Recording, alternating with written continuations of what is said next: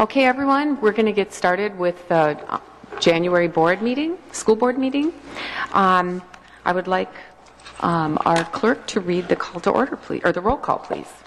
Member Cameron? Here. Member Glass? Present. I am here. Member Johnston? Here. Member Casper? Here. Chair Sligapunko? Here. Member Watson? Here. Superintendent Dixon? Here. Deputy Clerk Bill Hansen? Here. Secretary Melinda Tebow? Here. And our student reps are Lindsay Redenbaugh, who is not here this evening, and Marcus John. Here. Madam Chair, we have a quorum. Okay, could everyone please rise and join us in the Pledge of Allegiance? I pledge allegiance to the flag of the United States of America and to the republic for which it stands, one nation, under God, indivisible, with liberty and justice for all.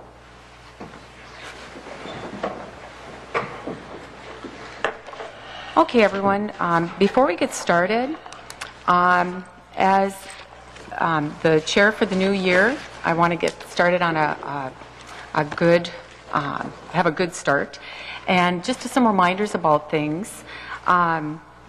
Just a reminder for all the board members, all discussions are going to go through the chair. So please wait to be recognized by the chair before speaking. I would like not to have any disparagement or attacks on character. It won't be accepted. As chair, it is my duty to keep things moving in an orderly and timely manner so that the business of the board can be conducted. And as a board, we want to show courtesy and fairness to all. We also want to ensure discussion has a purpose. We also want to not grind people down on technical things. So I just want to make sure we maintain decorum in our board meetings for the new year. And I would like to welcome Marcus for joining us. And I know, Marcus, you're going to be saying something to us next month when Lindsay's here too. So we are very glad that you're here, and you're going to get a good start with being a part of our board. So thank you. All right.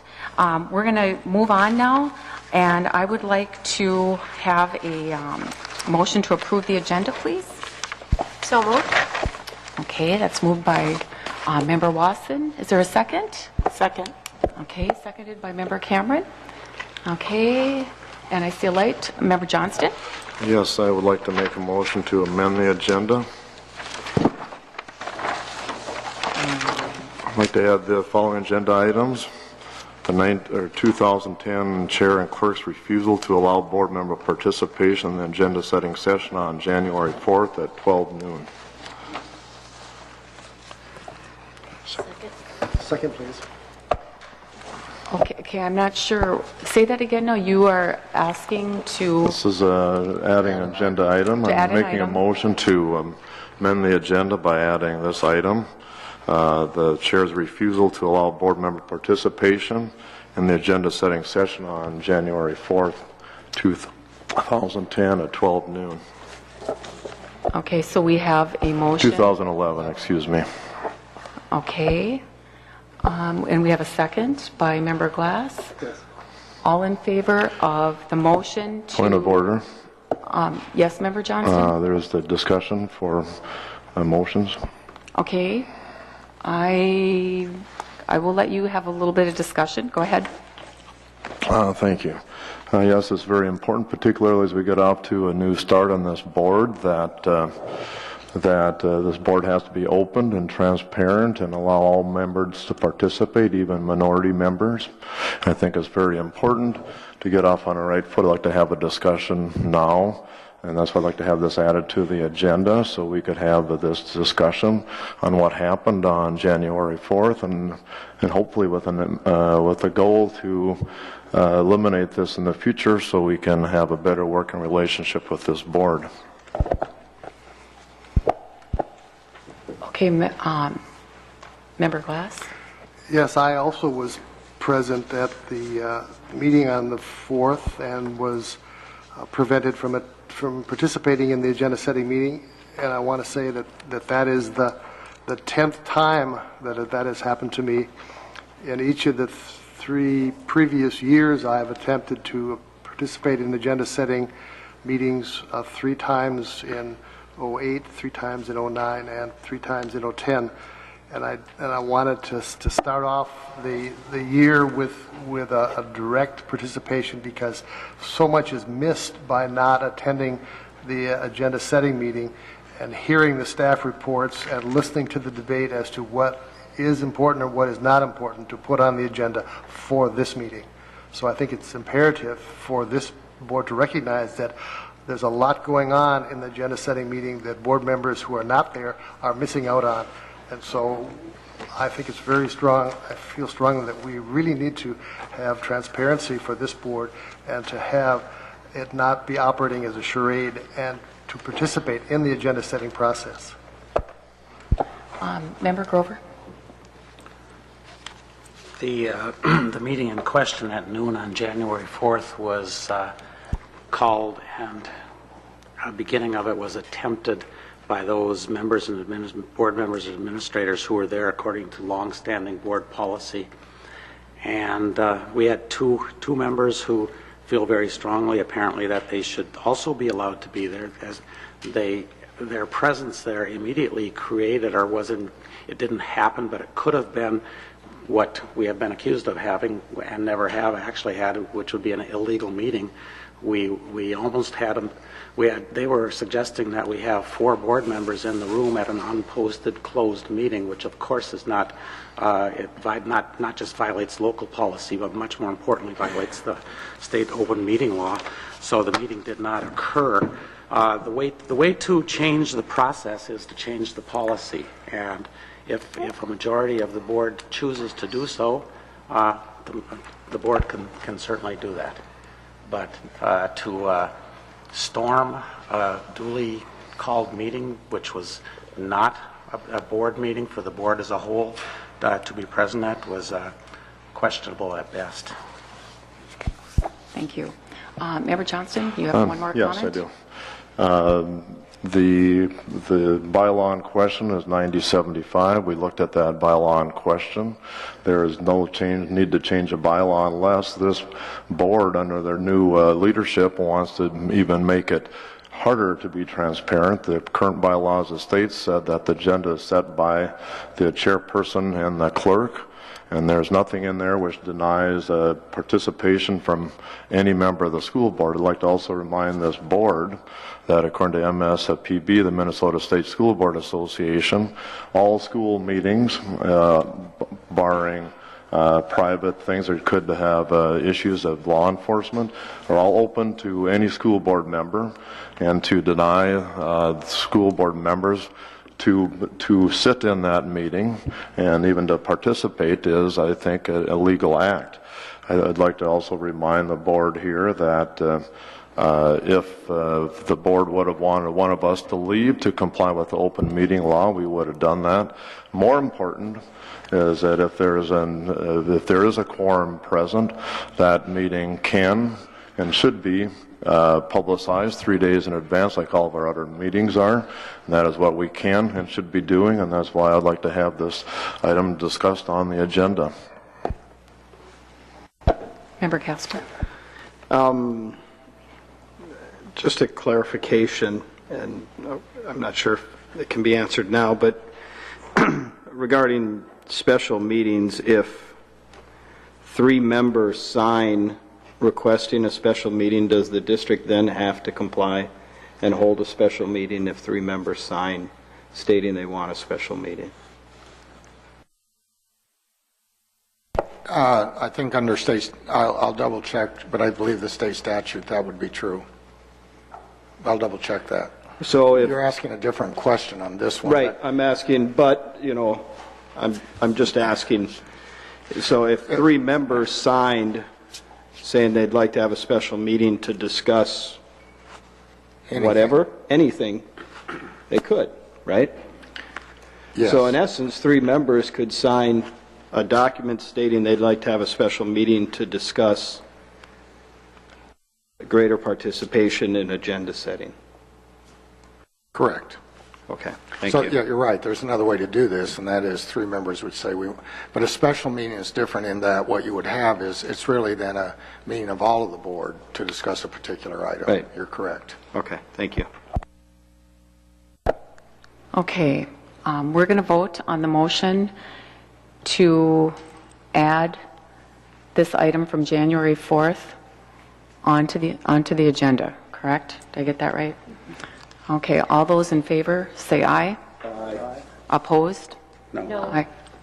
Okay, so that, 3. see, 3 to 4, it fails, correct? Okay. All right, let's move on to the approval of the agenda. We have... Point of order.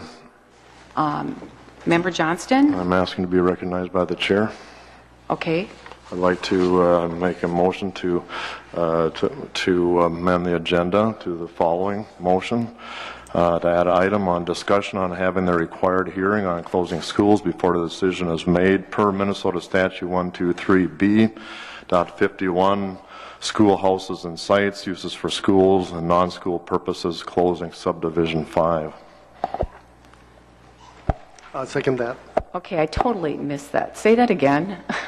I need to repeat the For motion. closing, what was it for? The motion is to have a discussion on having the required hearing on closing schools before the decision is made per Minnesota Statute 123B.51, schoolhouses and sites, uses for schools and non-school purposes, closing subdivision 5.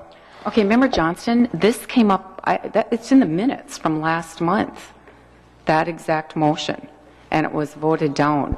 So we're getting stuck, one of my things that I said, that I heard by legal counsel from a parliamentarian class is to not grind people down on technical things and to ensure that discussion has a purpose. We talked about this last month, and we voted it down. So to bring it up again is getting dragged down in the minutia of something, on it, something technical. So we actually have a very light agenda tonight. We could get out of here. We have a long week ahead of us because we do have some other meetings coming up on our superintendent search, and next week we have a budget discussion. So something like this that we've already voted on, I think that we could just move on. So I would appreciate Are you if not would. allowing me to speak to this? Well, I'm just asking you, since we've already voted on it, I mean, then you wouldn't even need any discussion because you've already discussed it last month. Will you quote your parliamentary rules and why I cannot add an agenda item on? Well, I'm Chair? not saying that you can't add it, it's just that it was already voted. So we can vote on it again if you want. Yes, I would. I'd like to have discussion on it first. I will give you a... Okay, go ahead, discuss. I'll give Okay. you one time. I'd like to read the statute to the board, the relevant parts on it, quoting, "The board may close a schoolhouse only after a public hearing on the question. Parties requesting to give testimony for and against the proposal shall be heard by the board before it makes the final decision to close or not to close the schoolhouse." And I have a question here to the board. Has there been a decision to close schools under the red plan? I think that answer is clearly yes.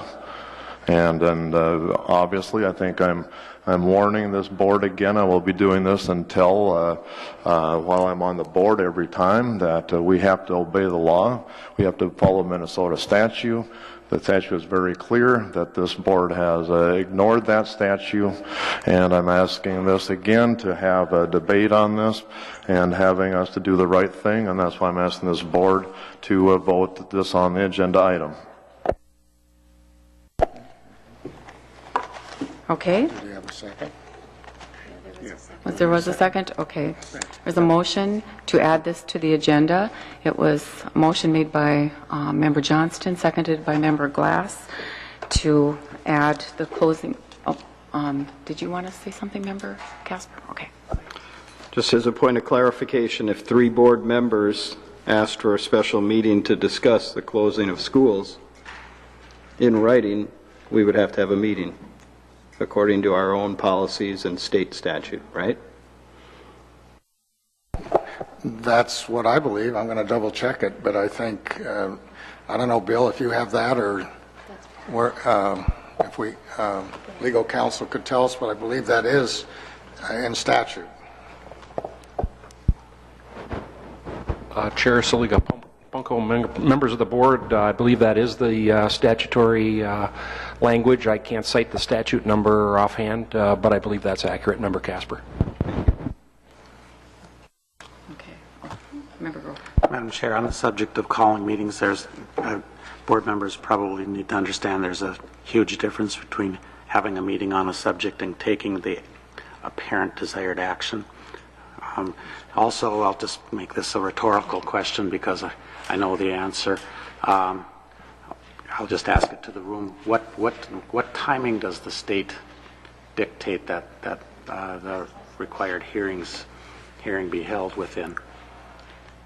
And the answer, I'll answer my own question. There is no state statute that requires the hearings to be held at any particular time. The only timeline in statute is there has to be the hearing has to be posted 2 weeks before it's held. Otherwise, the statute is silent on exactly when. Thank you, Member Grover. I appreciate that. Member Johnson, one more.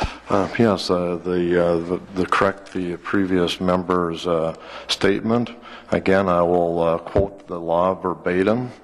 Parties requesting to give testimony at a hearing for and against the proposal shall be heard by the board before it makes a final decision. That does not mean that we can do it 2 weeks before the wrecking ball hits Central. It means that it should have been done a year ago. And again, to continue on with a violation is not acceptable. And to say that, also to answer the previous member's comment, that just because something is on there doesn't mean the board is going to change. That is correct. But we do have a due process. There is laws in place. Laws are in place, I believe, to follow. And that's what I'm asking this board to start doing. Okay. We have a motion on the floor to add to the agenda. How does it go?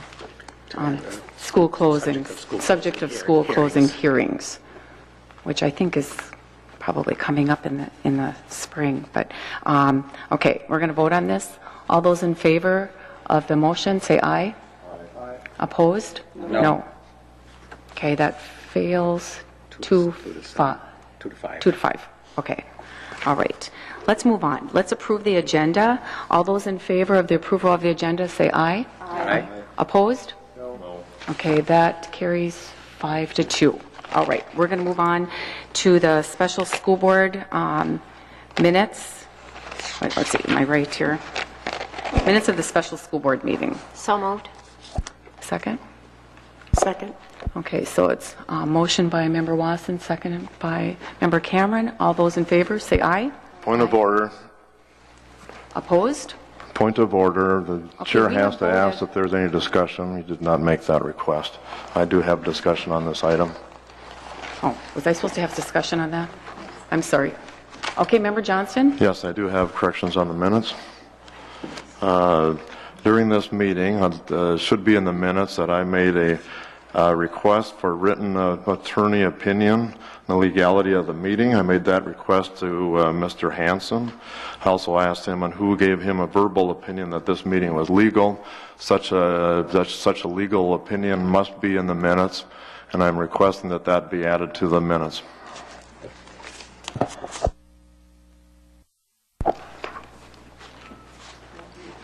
Okay.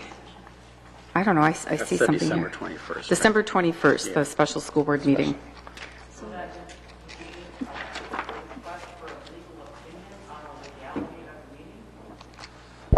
That is correct. That was my request at the meeting. I have yet to receive an answer on that.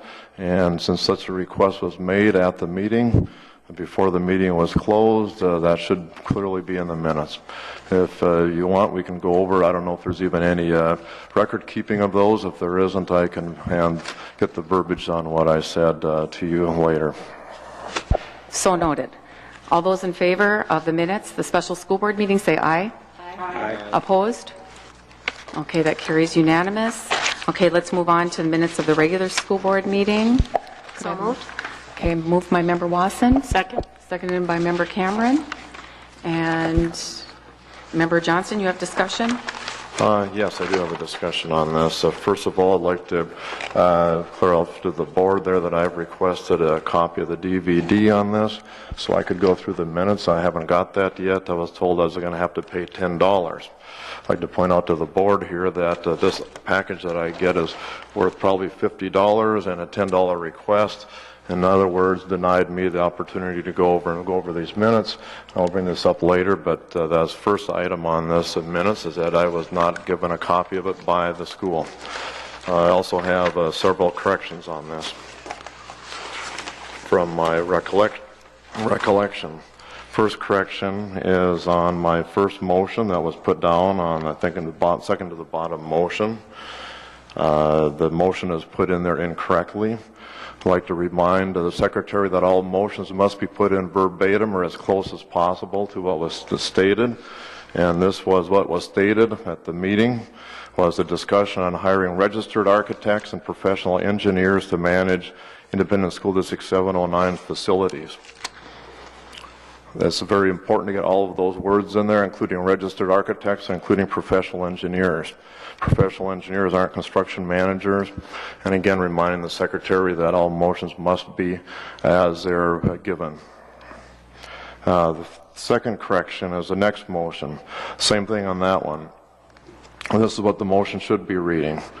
I will shorten this up. I will get the verbiage to the secretary, but that was the one we just talked about, putting the agenda item on, which is discussion having a required hearing on school closing per Minnesota Statute 123B.51. And that was what was in there. That was the motion, and that motion should be in the minutes. The next correction is on the next motion, which is on the top of the next page.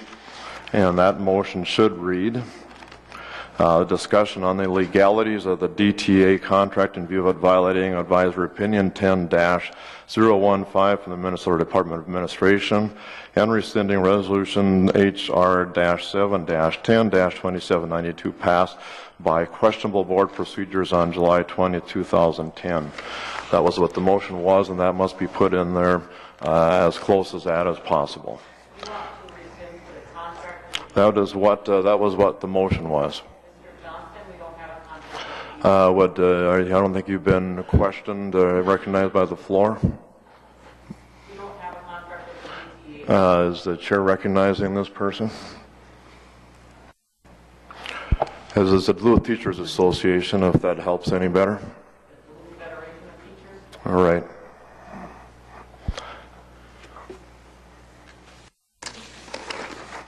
The next motion was also incorrectly registered by the secretary.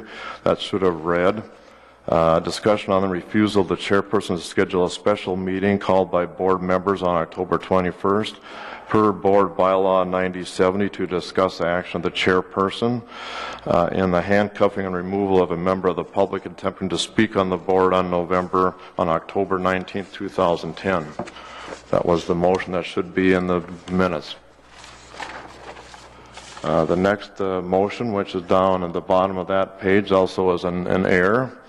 That motion should read, discussion and vote on censoring the chair for refusal to allow the public to speak, misconduct, dereliction of duties, and using his position to promote bullying. That was what the agenda item was, the motion was. That should be in the minutes, verbatim.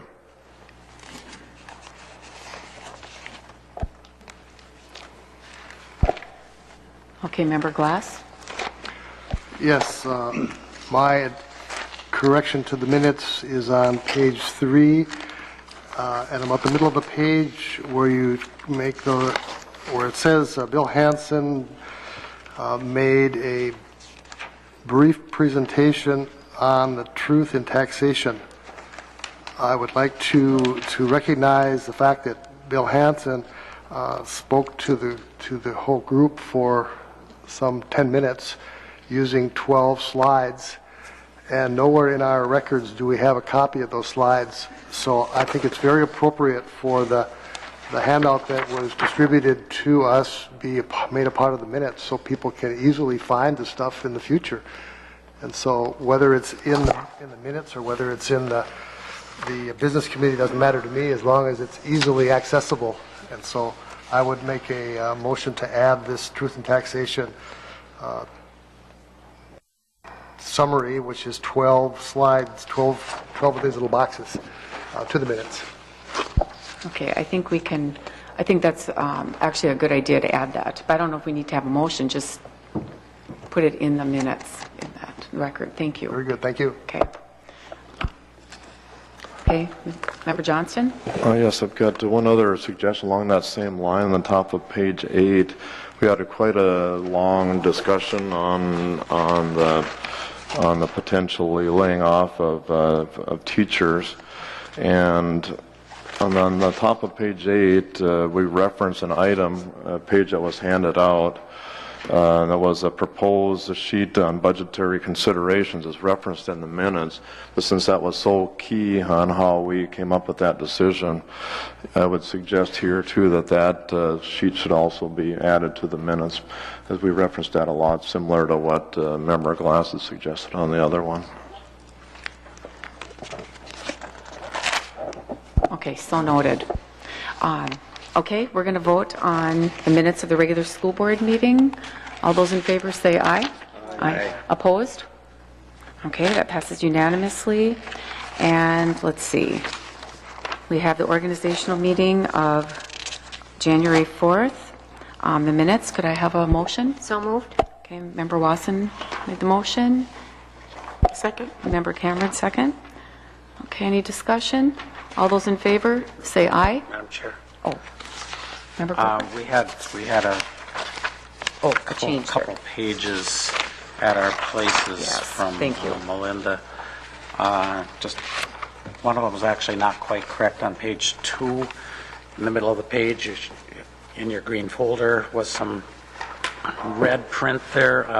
Upon a vote, Member Grover was elected clerk, and it shows Grover as which is meant to be as a candidate for clerk, and it's stricken out, but that should be there. And Saliga Punko is correctly stricken out because it showed you, Madam Chair, as voting twice. So, and the other thing is on I guess it's self-explanatory on page 8. There's again a word "and" inserted in between quotes on the very top line, so that is correct, but it is the copy that was in our green folders. Okay, thank you, Member Grover. Okay, seeing no other lights, let's vote on the minutes of the organizational school board meeting. All those in favor say aye. Aye. Opposed? Okay, that carries unanimously. And then we have the special school board meeting of January 4th. Let's see, where is that? So moved. Moved by Member Wasson, Second. seconded by Member Cameron. Any discussion? Seeing none, all those in favor say aye. Aye. Opposed? Okay, that passes unanimously. Okay, now we're going to move on to audience comments. And thank you, Marcus, for getting that. Just a couple of things to the public that are speaking. I'd like to focus your comments. Public comment is the time to discuss education policy or raise a concern about an issue facing the district or your local school. Please limit your comments to 3 minutes. Respect the opinions of others. Just as the board brings different perspectives, so do members of the public. Please show others the same courtesy that you expect from the board and the audience. And then just for the board, please listen carefully. Any member of the public who cares enough about our schools to speak at a board meeting deserves our full attention. Okay? Thank you. Oh, and Member Grover will be, you're going to have 3 minutes, and when you have 30 seconds left, he'll hold up a sign. Okay? So the first person to speak is Henry Banks.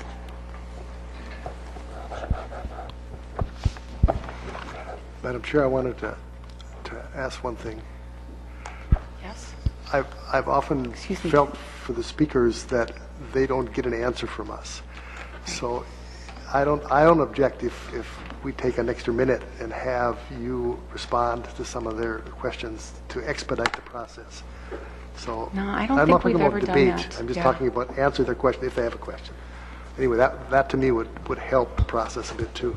Okay, I don't remember ever. It's 25 years I've been coming to these, never had response. So I think we could talk after. So Okay. go ahead.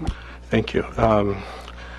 Madam Chair and board members and Superintendent Dixon, I'm here tonight to ask you to consider a proposal that committee I'm working with, Ethnic Film Festival Committee, we've been working on for the past 3 or 4 months in Duluth.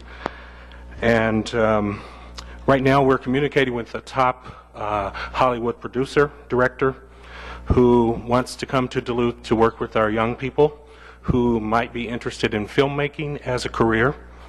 And we are trying to create an ethnic film festival in Duluth for the first time, but that film festival will have educational opportunities attached to it. Now, the young man that we would like to bring here, he started his career back in 1989 as an intern to Spike Lee. And shortly after that, he became a first assistant director on many national commercials, documentaries, movies that you've likely seen. He wants to come to Duluth. Some of the movies, I just want to mention that he was highly involved with. One in particular is called Hustle and Flow. The other was The Assassination of Richard Nixon. Their Eyes Were Watching God, and Lovely and Amazing Kids. That's just to name a few. His name is Van Hayden, and he recently, let's just say back in 2000, produced a 30-minute documentary called Details. It was about a woman who was struggling in her life and she wanted to commit suicide when nothing else was there to help her. Now that independent documentary received the Best Short Form Drama at the New York Latino Film Festival and second place at the Acapulco Black Film Festival before being acquired by HBO. So what we're trying to do is we're trying to bring high caliber people to Duluth to work with our kids, high school kids particularly. So what we've done is we have a proposal that we'd like to present to you all for your consideration.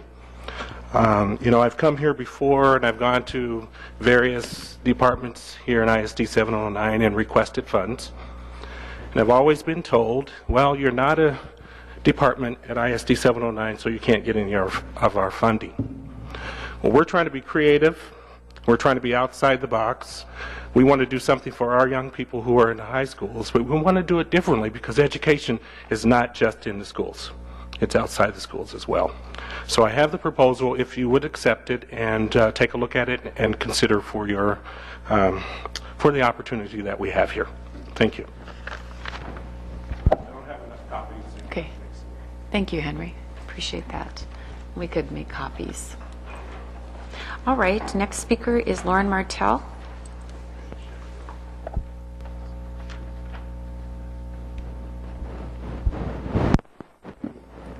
Good evening. The recent tragedies in Arizona and Florida are appalling, but I appeal to the people of this town not to let those tragedies lead them to erroneous conclusions about what occurred in this boardroom. The people who run this school district claim I presented a danger and at the same time claim I somehow forced the officer into handcuffing me. When the officer approached, I told her she had to actually charge me with something in order for me to relinquish my civil rights. I told her if that meant she had to arrest me and put me in the handcuffs, then so be it. I put my hands behind my back to show her I wouldn't resist, and I had every right to know the charge against me. Now, do I have reason to be mad at the majority of this board? Just listen to a few highlights of what they've done and judge for yourselves. They conspired with a corporation to steal our vote. Then their former leader broke every promise he made to the city's central corridor. They conspired to put off a vote on Plan B for a whole year after it was approved by the Department of Education and have never allowed the minority a single item on the agenda. They march in here month after month with the agenda all sewn up and their votes predetermined, making the public comment period a sham. They keep approving public contracts without sharing the contents of those contracts with the public, putting the people on the hook for millions of extra costs while the budget is imploding. They point fingers at everyone else but themselves for that implosion, which is largely the result of self-inflicted wounds, especially the huge exodus of children from the district. Kids who are still here in our town but aren't attending our public schools anymore, whose families are running from the red plan. I could go on, and yes, I believe I have just cause to be mad at the majority of this board, but I never made a threat. It never even crossed my mind. I was so calm, the officer left me uncuffed inside this building while she retrieved my possessions. If I'm on the same level as the man in Florida, as the media implied by association, where's the charge? I was told I was charged with criminal trespass at a public meeting. As I said last time, I don't want to even be held partially responsible for any more trouble, but I will defend my rights and reputation. I request tonight that that charge be reinstated so I can clear my name. I am ready to defend myself against that charge both in criminal and civil court. In the meantime, I appeal to the media to be careful about implicitly condemning me for crimes I have not been found guilty of. And I call out once more to my fellow citizens not to allow the awful nature of those tragedies to obscure the legitimacy of my concerns. Thank you. Thank you. Could I have Jeannie Nelson, next speaker, please? Good evening, Madam Chair and school board members. I'm here this evening as a Native American woman and as a community member. I'm here on behalf of the Ethnic Film Festival, and I'd like to share a few key points in reference to some of the study and ideas that we've come up in regards to putting this together. One of them is that I see the importance of promoting and fostering communities of involvement with youth of communities of colors. And then another important point that I would make is that it empowers and it educates and it allows the youth to become in touch with their voices and use it through a form of storytelling. And so I find that really irrelevant, and there's 4 other group members that we have gotten together for the past 3 months to study and search and find out what we can bring to the community of Duluth, and especially the communities of color, to help foster and bring about leadership for our younger generation, and to help them get in touch with some of their stories that they would like to share and bring to the film, and also to educate in reference to the films and also the filming industry, and I think it's a great opportunity. And it also provides the opportunity for youth of color to also rub shoulders and interact with other community members of diverse backgrounds, and also to share in life experiences and to help develop some of their walks and struggles in lives, and to help them to foster and channel those through the form of storytelling. And I know this is something that has also been in the Twin Cities, and it has also proven to be a success, and it has, it has reached out and it has helped the communities of color to come together and share in visions, share in their stories, and share in their journeys and their walk of life. And this is something that I would like to present to board members and ask if you members would be interested in it, something that you would be willing to promote and reach out. And we know we're looking at gaps in education and help get our youth involved in our communities and take an interest and share journeys in their walk of life. And I thank you for this time. Thank you, Jeannie. Tom? I have a quick question, if that's okay, for Henry or Jeannie. This young director that you guys are proposing to bring to town as part of this, how long would he be here? Well, he said to me personally that how much time we needed, he would come and be a part of this community because he is from Duluth. He's originally from Duluth, and he's got probably 45 or 50 films that he has been involved with over the years. Wow, outstanding. And he's Thank willing you. to do this. And as well, there's another individual that I have connections with who is willing to, when his schedule permits, to come back into the community, who is also well involved in the film industry, to come back and work with the American Indian communities and also foster that piece of the film industry. Member Cameron? If I could say one more thing. In addition to Mr. Hayden coming to Duluth, he is also interested in bringing some of the top African American actors and actresses. One in particular, Kimberly Lees, who is originally from Minneapolis. She's interested in coming here. And Carl Weathers. I know a lot of you sitting there know who Carl Weathers is. He has shown an interest as well. Just to make you aware of that. Madam Chair, as that proposal is reviewed by administration, and not all of us got copies, but I'd like to know what other funding sources that you're seeking. I'd like to know if there's been any type of survey done to gauge how many students who might be interested in this. Those are a couple of things I'd like to know. And I know there is another avenue within the cities that we are also going to present a proposal to also. Thank you. Marcus? I would just like to make the comment that many students would not only want to be a part of this, but would be very enthusiastically excited about this kind of opportunity. And I think it would be a wonderful chance. Thank you. Thank you very much. Okay, thank you. Thank you for the comments. Those were great. All right, we're on the next reading communications, petitions, etc., and report of the superintendent.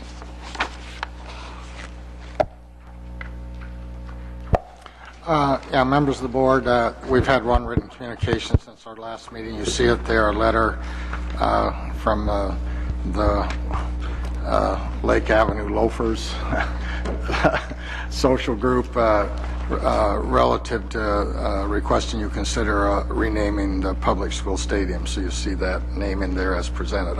I did let them know we received the letter, and I did put it in the file. So along with, I think you have another school name yet to do, so I just added this same file. Okay. I kind of think it's kind of a neat name, Lake Avenue Loafers. I mean, I don't know too much history about the Loafers, but it's a cool name, right? Okay, thank you. For a minute, I thought you were going to say Van Halen, but oh, that dates me, doesn't it? Okay. All right. Members, Madam Chairman, members of the board, certainly to teachers and all of our staff in the district and members of the community, I'm pleased to present the 2011 State of the District, which, by the way, I think is a nice touch. Thank you, Member Cameron, years ago for starting this, and I'm pleased to do that again tonight. Last year, as you know, we presented this in video form, and we're planning to do that again tonight. And that's why you see the chairs down here. We received such positive response last year from having it in video form, and what it has done for us is made it allowed to share it with broad audiences within the community through either email or through our district website, and so that's why we chose to use the same format again tonight. I think we had over 500 downloads last year of this particular over that number. So again, we're going to do the same thing for you this evening. I would say that, again, the idea of the State of the District is really to outline what we've done the past year, and I do want to simply say, I do want to thank, we wouldn't be able to accomplish what we have accomplished without a lot of advice and support from many people across the district and across this community. What I hope is that all of you share in the successes of our school district, and that you look at this as really us internally in our community really moving forward on important work together, and that as a community and as our staff, you have all been involved with that important work, so that we all own it. It's not just mine. Certainly I understand I'm superintendent and I help lead these processes, but the reality is I think the important work going across the district and has been in part because of the support and advice and hard work of many, many people. I do want to point out some of them. I've really appreciated the head of our teachers union, Frank Warner, and the teacher leadership and the work they've done relative to our labor management process. We'll talk more about that. I certainly appreciate the principal leadership and their support in the district, our learning services staff, our Office of Educational Equity and members of the Educational Equity Advisory Board. I think we've made some real strides based on their advice and involvement in the community. Certainly the PTSA Council, the city in this case, the work of the Chamber of Commerce and their involvement with us along the way. Certainly all the local unions, not only in our district but in the community. Certainly you as members of the school board, and certainly I think many others, my own leadership team that's worked with me. So again, I think the important message I want to leave tonight is we've all done this important work together. And so I'm going to have the video projected on the wall behind us, and I'd ask you to move down there, and then when we get back, I'll have a few closing comments.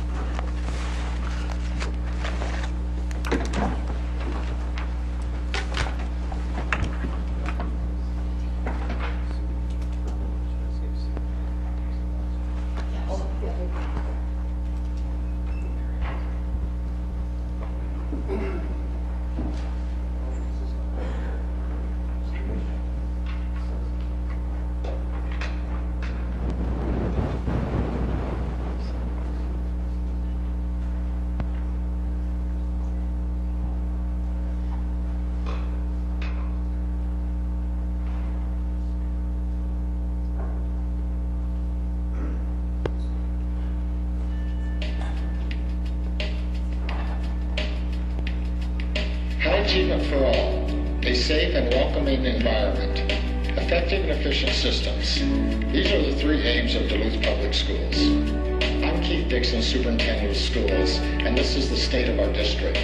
Through our internal and external partnerships, we've made significant improvements in all three of our aims. We'll begin with achievement. Through the work of our teachers and learning services staff, all students have the same academic opportunities regardless of where they live. All students benefit from math and reading curriculum developed to teach skills progressively from elementary to middle to high school. Working with our community of color, we've taken bold steps to help close the achievement gap.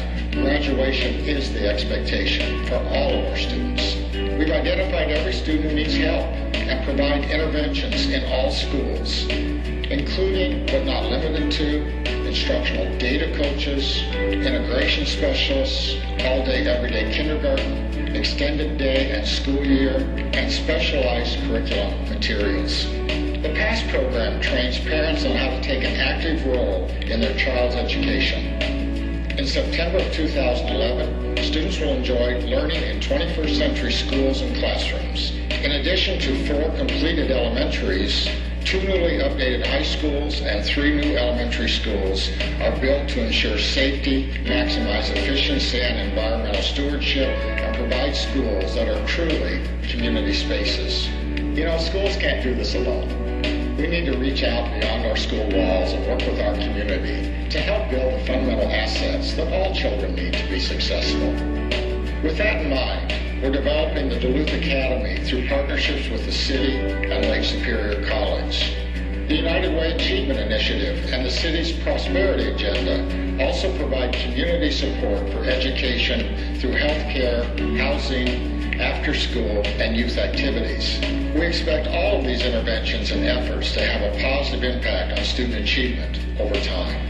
We continue our efforts to provide a safe and comfortable environment for everyone in our schools. Working in partnership with UMD, we've established measurable standards for climate through student, parent, and staff surveys to better understand where we are and gauge our effort for improvement. Bullying, starting the conversation, was piloted successfully 2 years ago. This year, it's being implemented in all schools. Students for the Future, a group representing young people from our high schools, work to build positive relationships through joint plays, musicals, and other activities. We've improved the adult culture too. Internal groups, including our Quality Steering Committee and others, allow labor and management to work together to address challenges.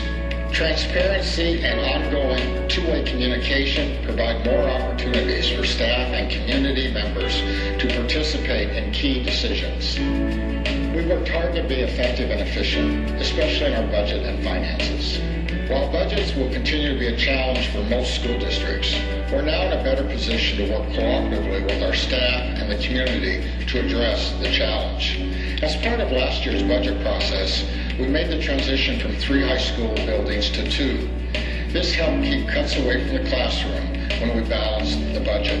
Working in partnership with the teachers union, we reduced annual increases in health insurance costs, going from double-digit to single-digit annual increases. Through these efforts and others, our school district ranks among the top 30 statewide for bond ratings, one indication of successful financial management. And an independent audit of our district found we are managing our finances responsibly. Through the years, we've seen significant and positive changes in our district, thanks to the support and advice of many people. As I prepare to retire in June, I extend a heartfelt thanks to everyone who made such change possible, including parents, staff, teachers, school board members, and community members. Working together, we've accomplished many good things for our students and our community. Thank you for everything you do to take us even closer to our goals.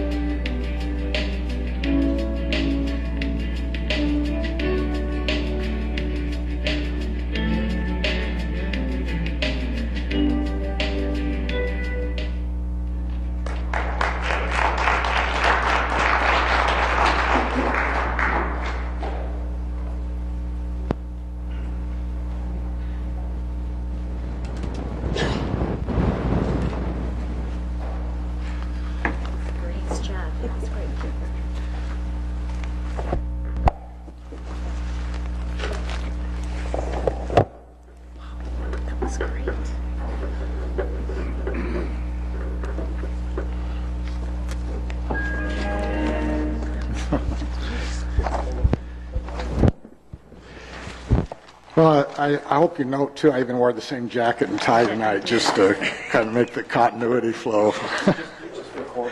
Yeah, I just recorded that a few minutes ago. So I do want to say that the production was done in-house, and I really appreciate the assistance of our technology group. I particularly want to make special note of Katie and really helping to put this piece together, and all of her time helping to edit and put the things together.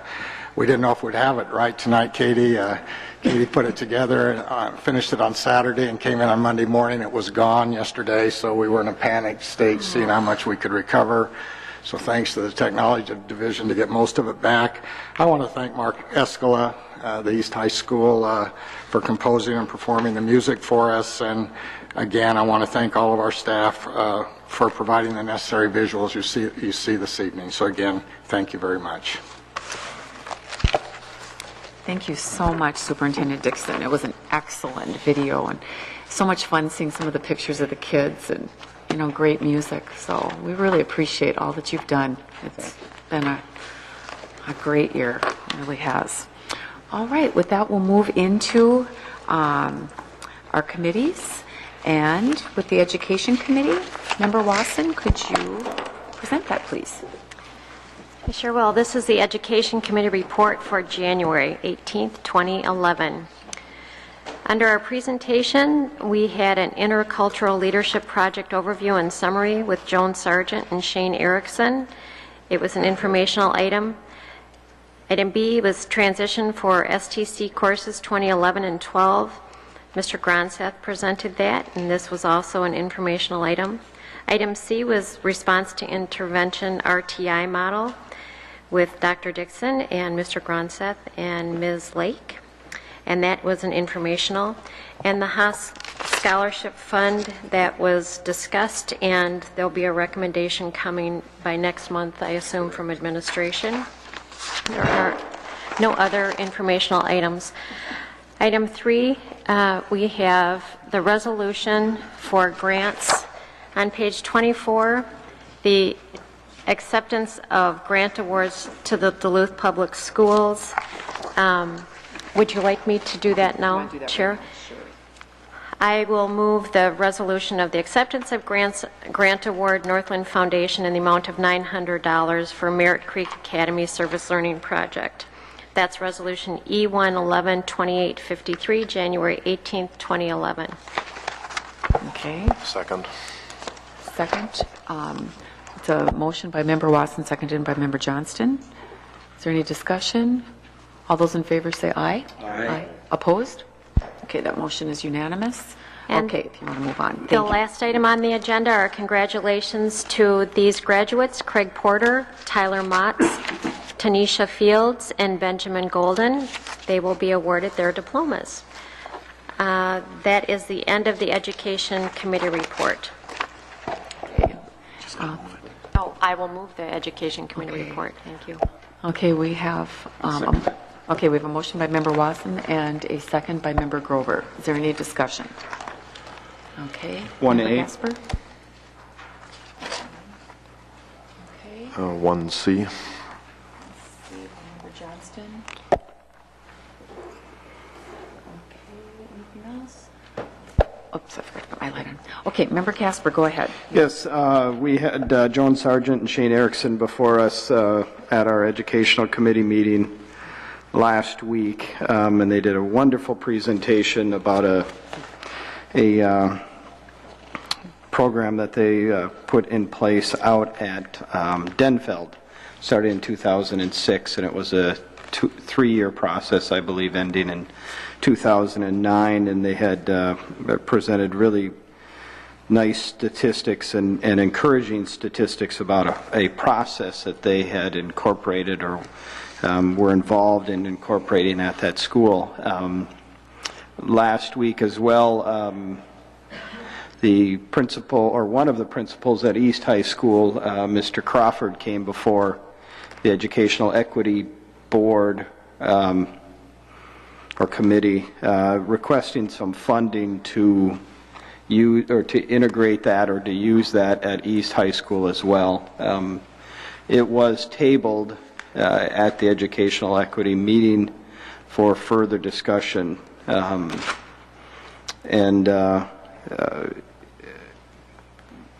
I'm not sure, do we already have part of that in place, or has some of that already gone on at East High School? Is this a second funding request? It sounded like the Educational Equity had funded some in the past, and they're asking for continued funds to sort of complete that, I believe, and pay for Shane Erickson's part of his 4/10 of his day kind of thing to continue working in that process at East High School as well.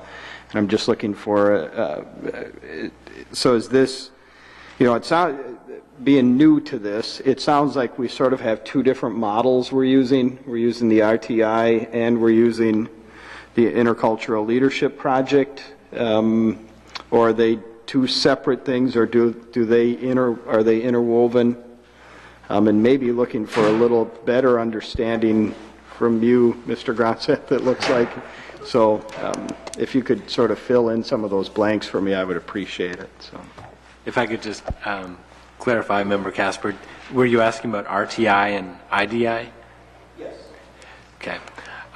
IDI is really focused on the climate and the culture of our district, and RTI is focusing on interventions for students who are struggling academically. So they work hand in hand, but are very different ideas and very different programs. So would there be a conflict with those two Not working at all. together? Not at all. In fact, that they would work very well together. So one of my statements last week is that I would hope that we, looking forward and listening to the positive results and also having a very nice conversation with Mr. Crawford last week, how positively it impacted the learning culture at Denfeld, and how he felt so strongly about its impact on that. And I had made a statement last week that the potential of incorporating that in more of our schools based on that, on his feelings about it, as well as Joan Sargent's and Shane Erickson's. And I'm just looking for, have we discussed that? Is that, obviously everything's a budgetary issue, and the finding of that money to do that, but it sounds like the end result is a very positive impact on not only our teachers, which is who the training went to, but also on our students, because that training has positively impacted them and their interaction with our students. So wondering if we're discussing that, or if that's an ideal that somewhere down the road. Well, the presentation was on the results of Denfeld's experience. There have been several other groups that have been in this experience and have been trained, and we have several people within district that are also trained to work with the IDI. So it is something that we are looking to expand in the future and to continue to use. As you alluded to, budgetary considerations are always in there, but it is something that we want to put value on and continue to work with.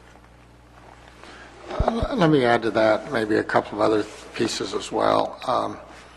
First of all, in our budget process, I think staff development is an important piece. However, in budget crunch times, generally what we've done the last few years in our budget process is actually reduce our staff development budget to zero within the district. So one of the things we've been trying to work on, a number of these pieces that you see came through specialized funding or grants, some from the Department of Education, some from outside.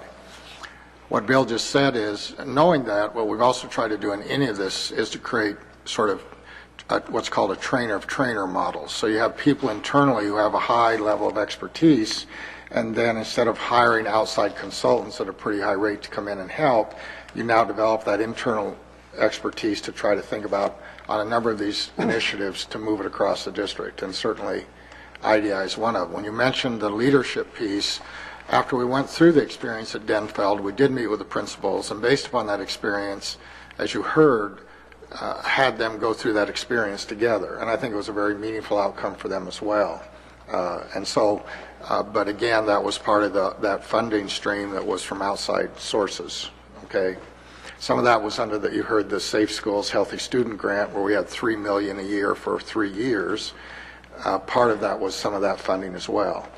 So I think that goes back to what I was talking about in the video, is we have spent a lot of time on sort of the adult culture piece, because I think the idea is if the adults are healthy, then that transmits into healthy interactions with students. And so we've tried to really work on that piece, and this was a piece of it. The other piece is trying to think about the idea of helping all of us in our cultural proficiency and grow to appreciate difference, appreciate different cultures, different religions, all of those things as part of this experience, and broaden our horizons as leaders.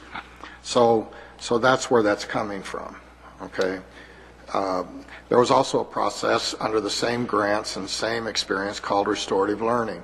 It actually started before the IDI process, because early on, if you remember when we had 3 high schools, a lot of our students of color were at Central, and they wanted to do something to start thinking about how to interact with those students in a different way to help them stay in school. And that was a different initiative with almost, if Central were here presenting their outline, you'd see similar results. And so we had these 2 cultures looking at the same outcomes differently using different models. So now what we're trying to do is figure out what do we learn from all of those, from both of those major experiences, and how do we start to think about that as a district-wide initiative. Okay, you heard bullying starting the conversation, and we started that 2 years ago. Well, there's a model that emerged out of some work at Central itself that had great promise and showed great results, and so that's where that one came from. I think another thing we've tried to do as a district is when we see good things going on in the district, instead of going outside for new ideas, to sort of honor our own, honor the work they're doing, and share that good information across schools to build community. So a lot of these powerful initiatives are things that are being driven internally, and people sharing with each other about where we go from here. So to be clear, we've used it or integrated it in its entire extent at Denfeld. With the staff that was there at that time. At that time. But we haven't at East completely, and we haven't at our middle schools. So is it something that we're going to consider using at all of those schools because of the success? Or are we going to look at the RTI model that you mentioned that was successful at Central?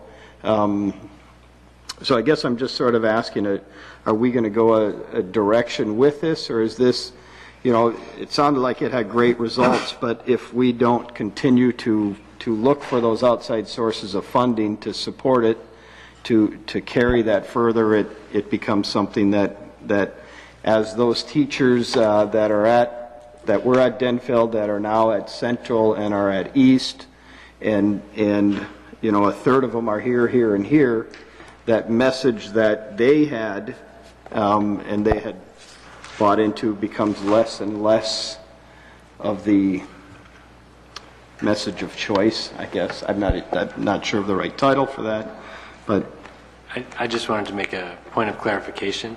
I think what you're thinking about when you're talking about the program at Central is restorative learning. Okay, sorry about that. There's too many acronyms. I know, flying around. sorry. So, restorative learning. Yes. Okay, sorry about that. RTI is the response to intervention Yes, model. So I just wanted to. So restorative learning is a similar model to the IDI, and it had success at Central, is my understanding. The IDI had success at Denfeld. So now we've sort of incorporated those, and are we going to, and it sounds like, Mr. Crawford was before the Educational Equity Board last week asking for funding to continue in the training at East to bring this IDI to East.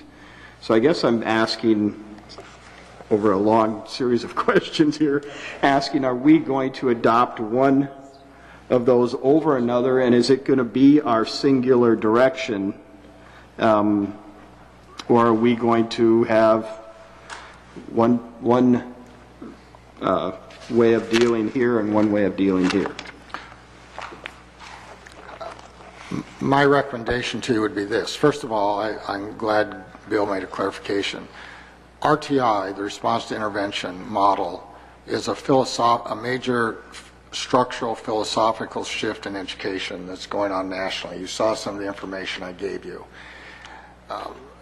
I think fundamentally that's an important initiative, and it's philosophically simply about saying, instead of waiting until students fail so much that the gap is so great that they can't succeed, that we intervene immediately when we know there are challenges, whether that be in attendance, whether that be in behavioral issues, or whether it be in failing core academic subjects. I think that model across the nation and what we've seen has great promise, and my recommendation would be, as we continue, that philosophy be ingrained and worked on in the district. I think, in my view, that's an important piece. Now, I think also the adult culture piece, continue to work on that. I happen to believe in the labor management process we're using, some of the things I talked about, but I don't see us saying necessarily, I think as an outcome we ought to also set a goal that we ought to do everything humanly possible to make sure all of our staff increases their cultural proficiency across this district. I think IDI is one way to do that. We have staff who participated in other models, the ASDEC Circle training as an example. I happen to have gone through that one. I thought that was a powerful experience as an example. So I think the goal ought to be about saying we expect somehow that we continue to push the whole issue of cultural proficiency, of which IDI is one powerful way to do that. And I think we're going to continue to do that. I think the restorative learning piece is really modeled around the whole concept of personal responsibility. That's a different piece of the adult culture. So I don't see them as, I think they have similar, there's strength in both of them is what I'm saying. And I think there's some strengths in some other models too as well, like the ASDEC Circle model. So I guess I would suggest as a board, you think about just ideas setting the expectation that we do want all of our staff to be culturally proficient, and that schools develop plans on how to do that, all right? So I think that would be more the approach I would look at. I don't see us saying this is the one size fits all, but we do expect people to be culturally proficient. Okay.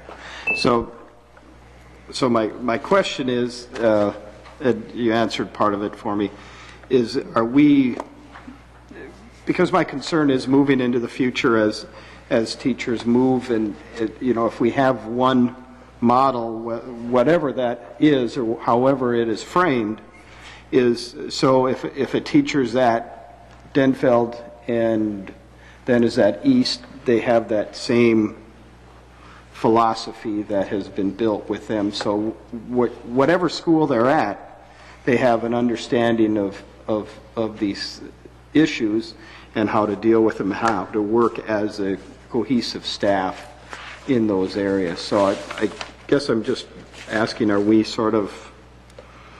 I guess, let me give you another example maybe. We try to invite people to participate as a model, because I think when you invite people to participate and they come on their own for the right reasons, then we get better results. All right? Let me give you another example. Another powerful model that started a number of years ago out of Nettleton, and I was responsive classroom. There's another one. All right, it started in one school, and sort of popularity grew, and more schools wanted to do that. I would venture to say in our district today, virtually most all staff have been through responsive classroom training. We provided summer seminars, we did a variety of ways, and they were always full. We had a hard time keeping up with demand. All right? We've seen the same thing, Keith, in smartboard technology. That started with a group of teachers. We then said, all right, if you'd like a smartboard, we want to make sure you use them properly, we'll invite you to training. We've had a hard time keeping up with demand. And so I think that's the way we've approached it. And I think what you're already seeing is you've got an Eddie Crawford coming and saying, we need more resource because we've got a demand and we want to work on this. So I think if we just let that kind of direction emerge naturally, here, if people are getting good stuff out of it and they think it makes a difference and people are hearing about that, then what happens for us is our demand continues. And so I think that whole piece will work on IDI as well. I mean, we've had a lot of training now, and you're seeing more demand for it as an example. So I don't know.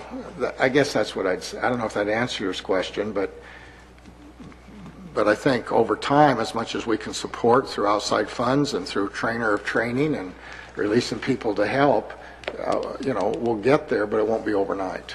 Okay, thank you. Member Glass? Yes, I heard the same presentation, and I went away with the thought that the teachers at Denfeld were trained in this, and they appreciated and used it to good stead. And then came the big fill when they all were shuffled into the other schools. And so we went from basically the teachers in one school being one of 3 high schools and 3 additional middle schools, so like 1/6 of the teachers that could utilize that training were given it, and so we've still got 5/6 of the teachers that haven't been trained. At least that's my rough math. So I would say we ought to encourage it in the other schools, because we clearly haven't done it, and you can't expect people to know what the benefits are unless you give them the opportunity to go through that. So if anything, we ought to be encouraging it at the middle schools and at the high schools, recognizing that only a small fraction of our teachers were given that training. So at least that's my take on it. So I would support it. Member Cameron? I think Member Johnson's right. Member Johnson. Sure. Wasn't quite clear. I think you said that a lot of these programs started out the IDI and even the Restorative Learning Project with grants. They did start as part of the Safe Schools grant. Some of the work was funded through that. Restorative Learning started, I believe, before we had the Safe Schools grant. Up to 6 years ago, I believe, Restorative Learning started, and the Intercultural Leadership Project at Denfeld started 3 or 4 years ago with a group of 12, and that doubled to 24, and then kept growing with more and more groups over time. The availability of grant money with the Safe Schools was partially used then to continue that work. I guess what my concern is, or where I'm going here is there a cost involved in this? I'm not talking about teacher time. I think that's very important, but is there other outside costs? Are we paying instructors? Is this a course that we have to pay a certain amount to on an ongoing basis?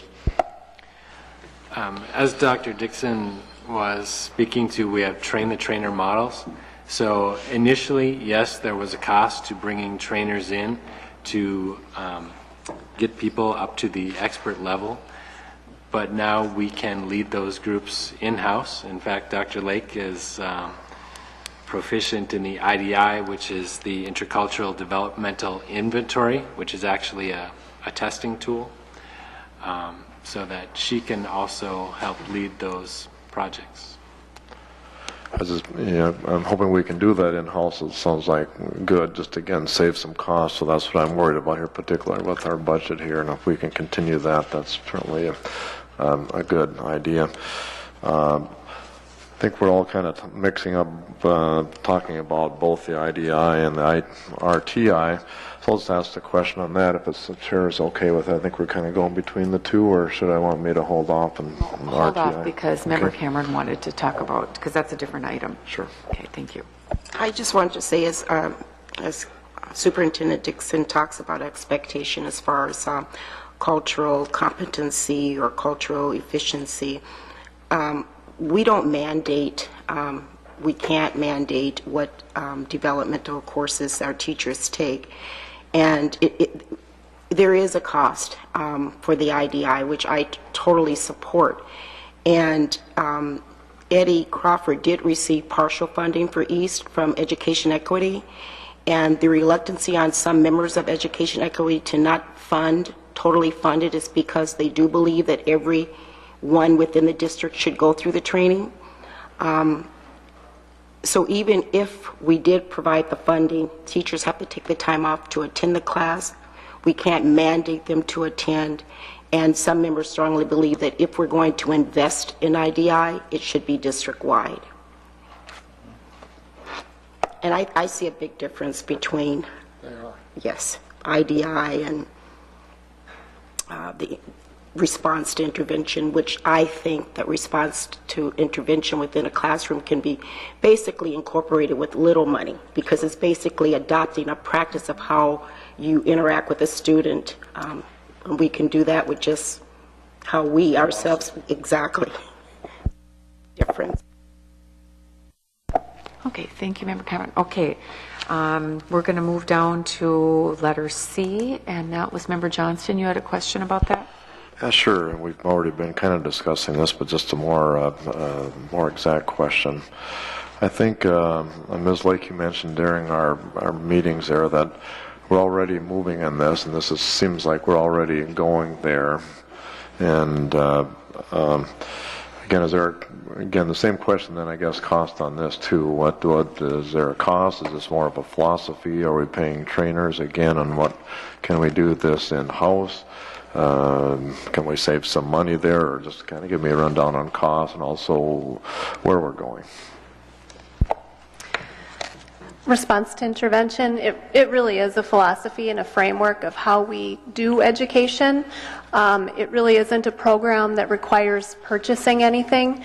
What we've done is we've invested resources and interventions for all students across our system, and that has been an investment, but not because of RTI necessarily. RTI organizes that work into a framework. It organizes our assessment work into a framework. It gives purpose to our instruction to our kids so that it's more individualized. Okay, thank you. Sure. Okay, I think that is it, and so we need to vote on the education report. All those in favor say aye. Aye. Opposed? Okay, that's unanimous. Okay, we're going to move on to the Human Resources Committee report. Member Cameron. Okay. This is the Human Resources Committee report for Tuesday, January 18th. Item 1 is staffing reports. There are 3 certified appointments, 3 certified co-curricular, 2 certified leaves, 1 certified permanent increase, 2 certified recall from layoff, 1 certified retirement. For non-certified appointments, there are 8. There is 1 non-certified demotion, 1 non-certified extension, 11 non-certified leaves, 2 non-certified long-term subs, 1 certified promotion, 1 non-certified reclass, 2 non-certified resignations, 1 non-certified termination, and 4 non-certified temporary increases. There are no other action items.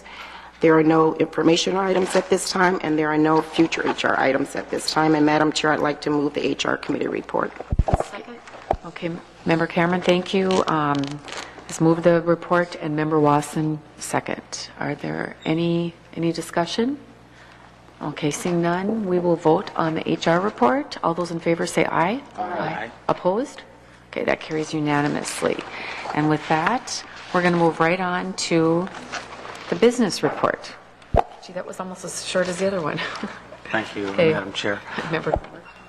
The financial, excuse me, item 1 is the financial report, the recurring items. Financial report, approval of payment of claims, budget revisions, wire transfers, investment transactions, weighted average daily membership projections, fundraisers, and investments in Duluth school children or donations. There are no bids or RFPs or quotes. There's 1 change in policies, which is the annual review of the school board member compensation policy 8030. Recommendation is that the policy remain unchanged. In other words, no change in board member compensation. Moving on to contracts change order and leases. There are no contracts. There are 3 change orders, all at the Eastern Middle School. Total of approximately about $58,000 totaling. And I'm going to skip the resolutions, and we'll come back to them and move them first. Or I'm sorry. There is one of those change orders was a deduct of $11,000. One was at the Eastern Middle School. One was an add of $27,000 and an add of $4,000. So there's $31,000 in adds and a deduct of $11,000 for a net of about $20,000 increase. Thank you, Madam Chair. I'm going to skip over the resolutions at 5. You can go through we have informational items, expenditure contracts, facilities management and capital project status report, JCI long-range facilities plan status report, change orders, contracts signed in relation to the long-range facilities plan, and a quarterly report of grants and donations for October, November, and December 2010. Madam Chair, I can go back and move the first resolution, if that's okay. The first resolution is on approval of the 2011 legislative platform, and that is found on page 42. Resolved by the Board of ISD 709, St. Louis County, Minnesota, that the attached 2011 school district legislative platform be adopted. I move resolution B 1/11/2854, January 18th, 2011. Okay, Resolution's moved by Member Grover. Second. Seconded by Member Watson. Any discussion? Member Johnston? Yes, thank you, Madam Chair. During the committee meeting, I had some discussion with Ron Solberg, our lobbyist in St. Paul, and more thought about this. I have concerns on this. When I mentioned to Mr. Solberg, and I will pass on again to the board, is that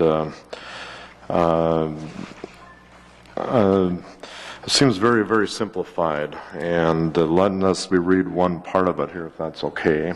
This is just a sentence here, and it says that the Duluth School District recognizes the importance of a simplified, comprehensive school financing formula to provide justification for significant revenue increases. However, any redistribution of revenue to the districts through the change in the school formula should be adjusted by transition revenue components. To me, this is just a lot of fluff. I mean, when we were down, some of us were down at the MSBA Leadership Conference, we know there is no more money out there. And by just tweaking with the formulas what this verbiage says to me is that we're trying to get a little bit more money compared to all the other school districts. And I think that that's not a way I think we have to address this head on. I think by going back and saying, let's tweak the formula so we can get more money is not what we should be proposing in our platform. And that's kind of like, stealing from Peter to pay Paul. Unfortunately, we just don't have a lot more money. And one other thing I have opposed to this is on the second part, permanent structural change. Tax reform should include replacing school district reliance on property tax increasing and other state taxes.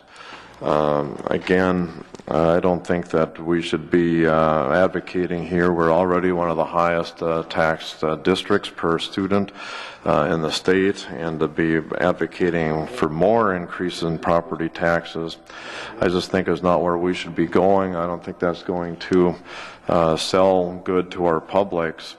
And my last objection that I have to this platform is there's nothing in this platform that's indicating that we should be working with the legislature to cut back on some of the mandates, some of these unfunded mandates that's causing us a lot of expenses, and that we really probably not going to be able to afford anymore. And I would like to see something in this legislative platform to address ways that we can cut costs, not just creating more taxes to fund us. I just think that this is really, really important to address both sides of the issue here rather than just one side, which this platform is doing. Incidentally, this platform is identical to what we had last year. I think the economics have changed, and I think we have to get out our pencil here. I have one question for maybe Mr. Hansen, I believe. Could you tell me again, how much are we paying for a lobbyist in St. Paul? The contract that we have is $60,000 annually plus expenses for being down there. If I recall right, here a few months ago we passed one thing, a $5,000 apartment that we also pay for this person in St. Paul, something like that. Let's see, somewhere between $4,000 and $5,000. I'm sorry, I'm forgetting the exact number. Yeah. It just seems like we only have so much money to squeeze out of the state here, and I don't know. I guess I'm not impressed with what I see here. And having been a lobbyist myself for quite a few years, it seems like we have to have a little more proactive. We have to find some ways to cut costs as well. And it does seem like at that cost, we could probably be hiring somebody that's on a part-time basis at a much less than that, and maybe give us a better bang for our buck. But I would actually ask the board here, and in fact, I think I'll introduce a motion to refer this back to the committee to try to do a better job on it.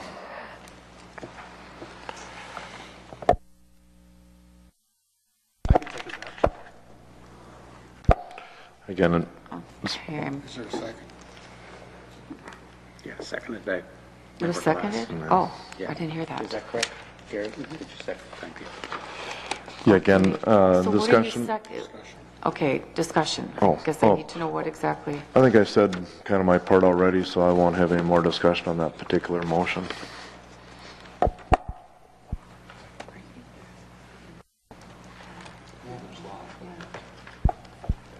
What I hear the motion to be is to refer this back to the, I guess, the business committee to rethink reworking this, and Gary seconded that motion, correct? Yes. Okay. That's right. Okay, so we've had discussion. Okay, Member Casper, you wanted to say something?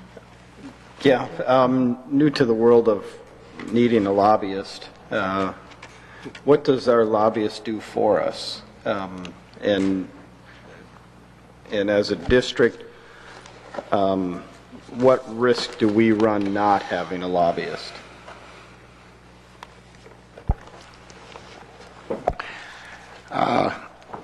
First of all, I guess one of the things is, as you know, we're going to have a committee of the whole next Tuesday night to talk about budget considerations for reduction. So I think the idea of thinking about whether you, and that could also be investments. So I think next week, if you want to think about reducing the contract for lobbying services, that would be something on that consideration to help balance revenue to expense. I think what I would say is, I want to say something about that, but I want to speak to this platform for a moment, just a little bit. First of all, this complex of legislation, as you know, and working with legislators and the governor's office and so forth, is a pretty dynamic process that goes on almost instantaneously. One of the advantages I see of a lobbyist is you've got somebody on the floor in the Capitol at all times that can, a lot of times, will call Bill and I and ask for advice and can immediately go to that hearing or whatever's going on and state our position. If you don't have a lobbyist, then you miss that opportunity in terms of that. I would also tell you from my experience is, even before I came from Duluth to Duluth, I knew Mr. Solberg.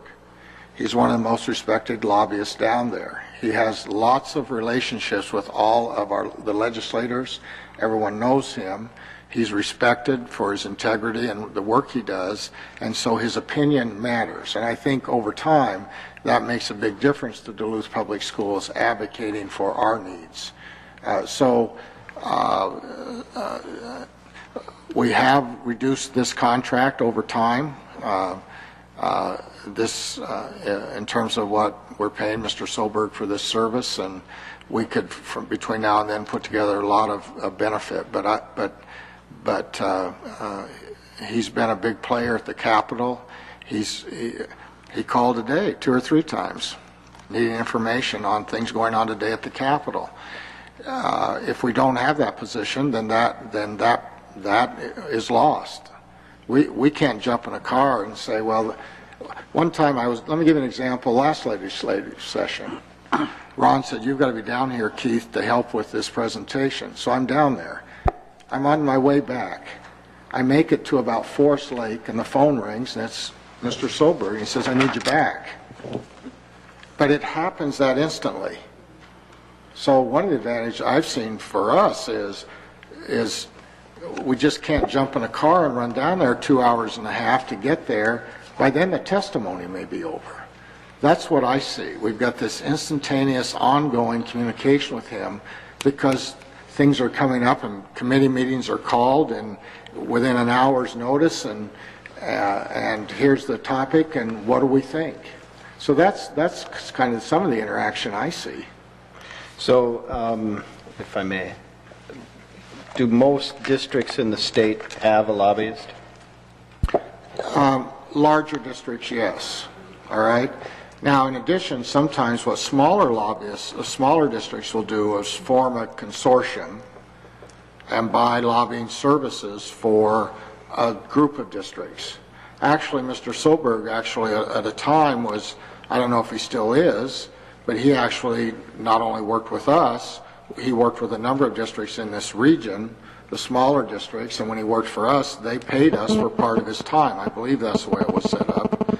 Okay, so even small districts, generally they won't have their own, but they'll buy the service from a larger group, so they've got somebody representing them. Okay, thank you. Member Grover? Yeah, that was a question I had. That arrangement is no longer in effect, that cost-sharing arrangement with Hermantown and a couple others. It's not, because he's not an employee anymore, we're not tied into that at all in terms of receiving any revenue from other districts. So we can't net that out of that 60,000. Okay. Correct.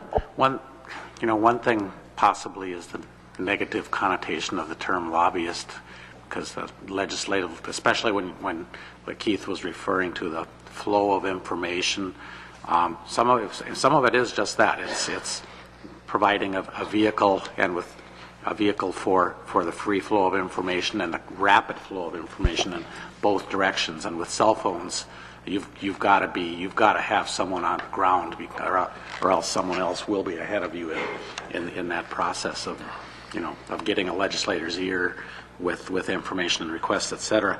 One thing that was really clear to me during the business committee meeting when we had Mr. Soberg on the phone, and that is that the details within this platform are not necessary. It's not like it's an exercise in futility, but we were down. A number of us were down at the MSBA convention last week, the annual conference, and that just reinforced what I heard from Ron. Is there's no new money. There's no new money. You'll be lucky if there isn't a change in the formula so that there's actually even less money, let alone more. So I'm not really terribly concerned with parsing this platform too closely. The way I interpret the E12 education reform, I think what that means is if there is some kind of a movement to spread revenue out more fairly, quote unquote fairly, statewide, that districts such as Duluth, if we end up on the losing end of the stick there, that we would be held harmless at least to some extent by a transition revenue to tide us over until we adjust to the potential for lower revenue. And then on the permanent structural change, I'm not sure if I heard correctly Member Johnson's concern, but I think that sentence toward the end, the last sentence, actually refers to not relying as much on local property taxes. So I certainly think that's a good idea. In other words, have the state step up and give us more fully funded, more fully fund things, so that we don't have to rely as much on the local property taxpayer. And I certainly would favor that. So I plan to support the platform as submitted. Thank you. Members of the board, I don't know if this will add or help you with this piece. I want to kind of talk about what Member Grover just talked about. Some of you have been on the board long enough to also remember that the challenge is that the requirement for education is passed on to the states generally through the federal government. That says to the state, you are required to perform, to offer, and there's two terms in law, put together a system of equitable distribution of funds. So regardless of where you live in the state, you have access to high quality, free and appropriate public education. There's also the phrase of adequacy, that the state is required to adequately fund education.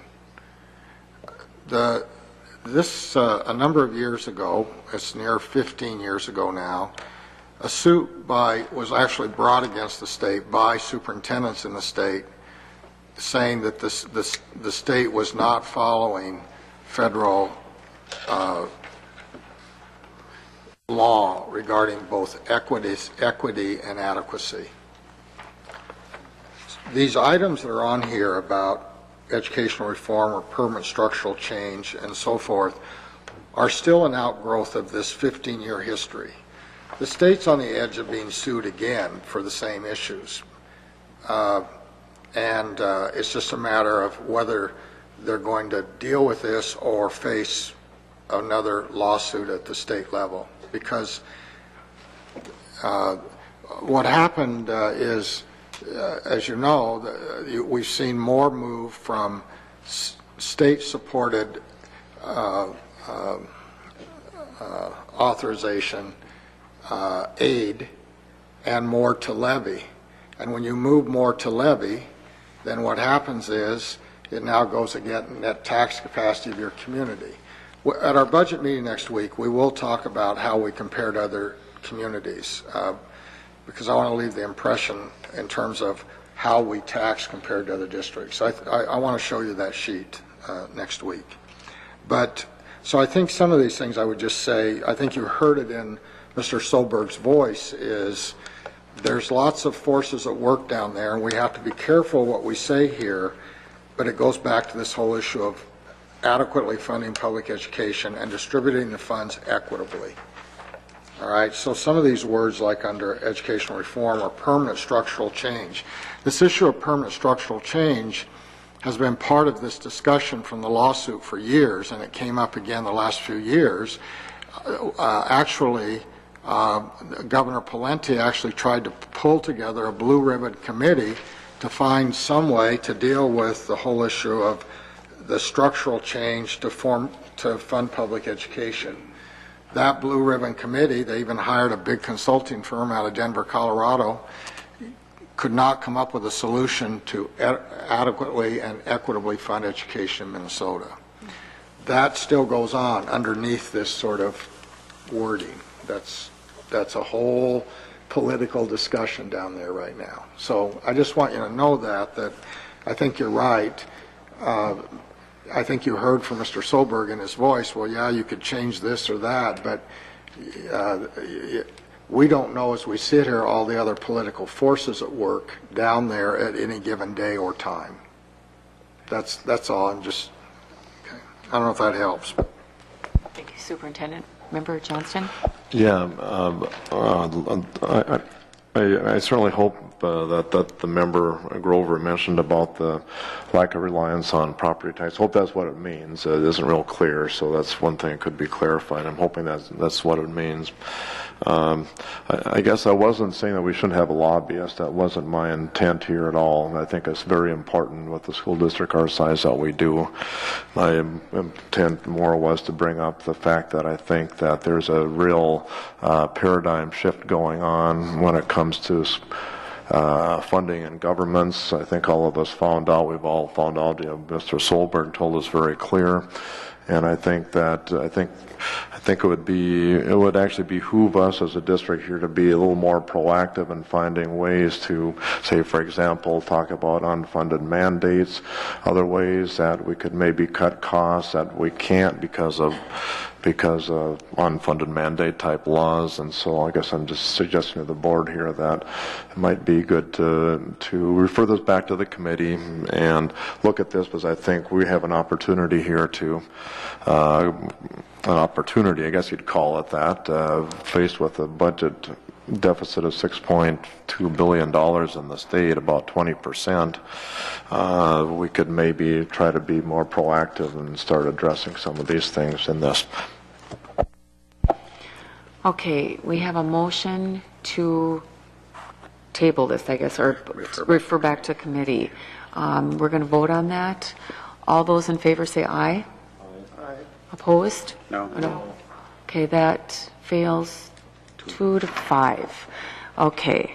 Let's see, where were we? That was okay, we have to vote on the original resolution. Itself, the resolution. Okay. We're going to vote on the original resolution of the legislative platform. All those in favor say aye. Aye. Opposed? No. Okay, that carries 6-1. Was that correct? Yes, 6-1. Okay. Member Grover, do you want to move on? Just give me a moment. Here. Sure. Okay. Next resolution is found on page 45. amended resolution authorizing the superintendent or director of business services to enter into an agreement for the purpose of repairing or replacing the roof at the bell level of the clock tower at Historic Old Central High School, and for the purpose of installing stormwater utility pipe at the Grant School site.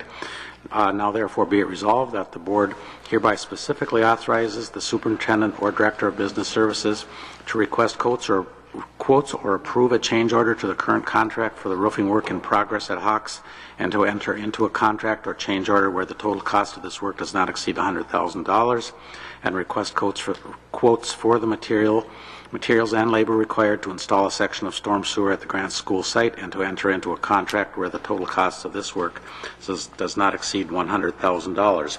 Move amended resolution B111-2855, January 18th, 2011. Okay, thank you, Member Grover. Okay, that's seconded by Member Wasson.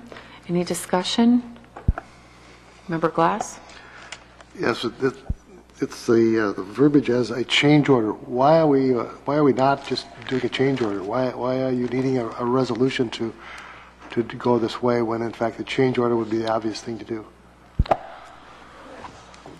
Member Glass, members of the board, the resolution reads as it does to allow us to consider quotes which would in essence be a competing pricing from a change order. I mean, a change order would allow us to consider the cost proposed by one contractor, that contractor being on site.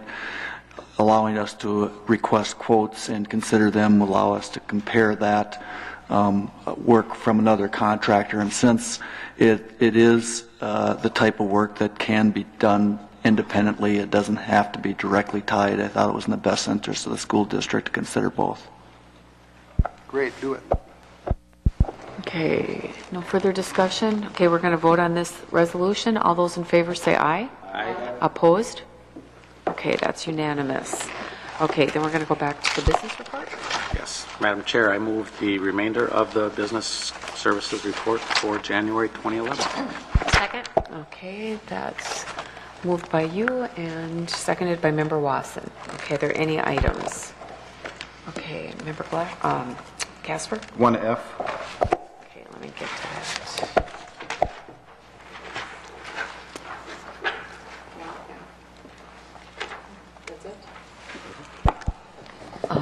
Member Glass? 1B. Okay. Member Grover? On the informational 6F. 6F? F. Okay. And Member Johnston? 1C.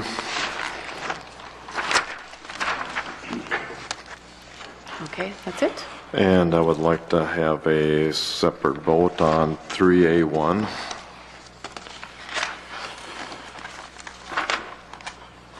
And also a separate vote on 6A. Separate vote on 6A. Okay. All right. Okay, we're going to take these.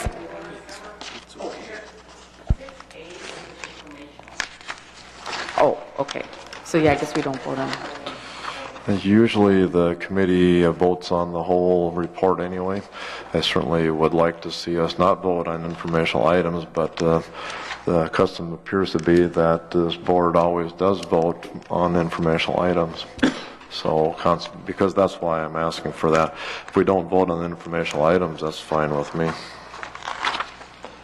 But so far we always have. The tradition is we always do vote on informational items.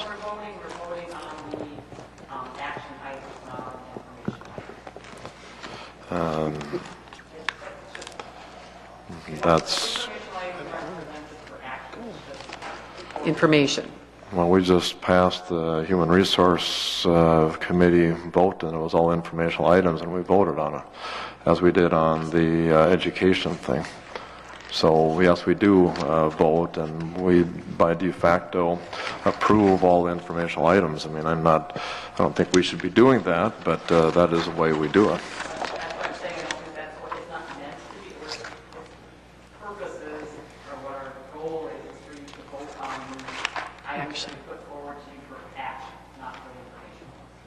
Oh, I agree with you, but the board does not function that way. The board votes on informational items. That's why we've always done I suggest that. tonight we continue to do what we've done, and we'll just take a separate vote on that item. Sure, thanks. Thank you, Superintendent. Okay, we'll start with number 1B, and that was Member Glass. Yes, the approval of payment of claims. This year's packet for the month of November documents where the district has spent $19,998,000, out of which then the Duluth News Tribune received almost $5,000, just $200 short of $5,000. The 4 different legal groups received a total of $20,000 in that November payments, going to 4 or 6 different units within the district. And then finally, the Johnson Controls, whose payment for their no-bid contract added up to $755,000 for this month, plus $18,000. So almost $800,000 for Johnson Controls for the month of November. That's all I have. Okay, we'll move on to 1C. Member Johnston, you had something, a question? Yes, I had a question that's on page 6, and I'm looking at, this is the all funds annual budget, statement of revenues and expenditures. The revised budget is about $12,000 higher than the adopted budget, and I was just wondering if you could explain that. Principally, that comes from sale of bonds and loans, but also federal aid from CFL. Could you just explain those 2 items and why the revenues? I think that's good. I guess we've had increased revenues, but could you just explain why it's went up that much? Sure. This past few months, we did have the board approve the issue of 2 bond issues, one for 2010 Series 2010C and 2010D, and those are the proceeds that relate to those bond issues. And yes, if we don't show a budget revision, we're going to have revenues of, in this case, this are in thousands, so it's $6,568,000 for the sale of the bonds. We would then have a skewed financial statement when we go to present, and we're going to show 0 budget and $6 million in revenues. The other big issue there is another $3 million in federal aid from CFL, and that, excuse me, I think that's the line. But we start getting actual numbers as far as the final revenues that we're going to get as it relates to some of our federal grants, so then the budget gets adjusted. You'll see a like increase in the expenditures for these, and so again, as we present these to the board, we're still keeping the original budget of whatever we adopted in June, that we're not going against fund balance or anything. So we put out equal revenue and expense budgets, they balance, and no harm, no foul. What does CFL mean? Actually, it should say MDE. Should say what? Department of Education. Oh, MDE. Yep, it should. Thank you. That needs to be on there. Thank you.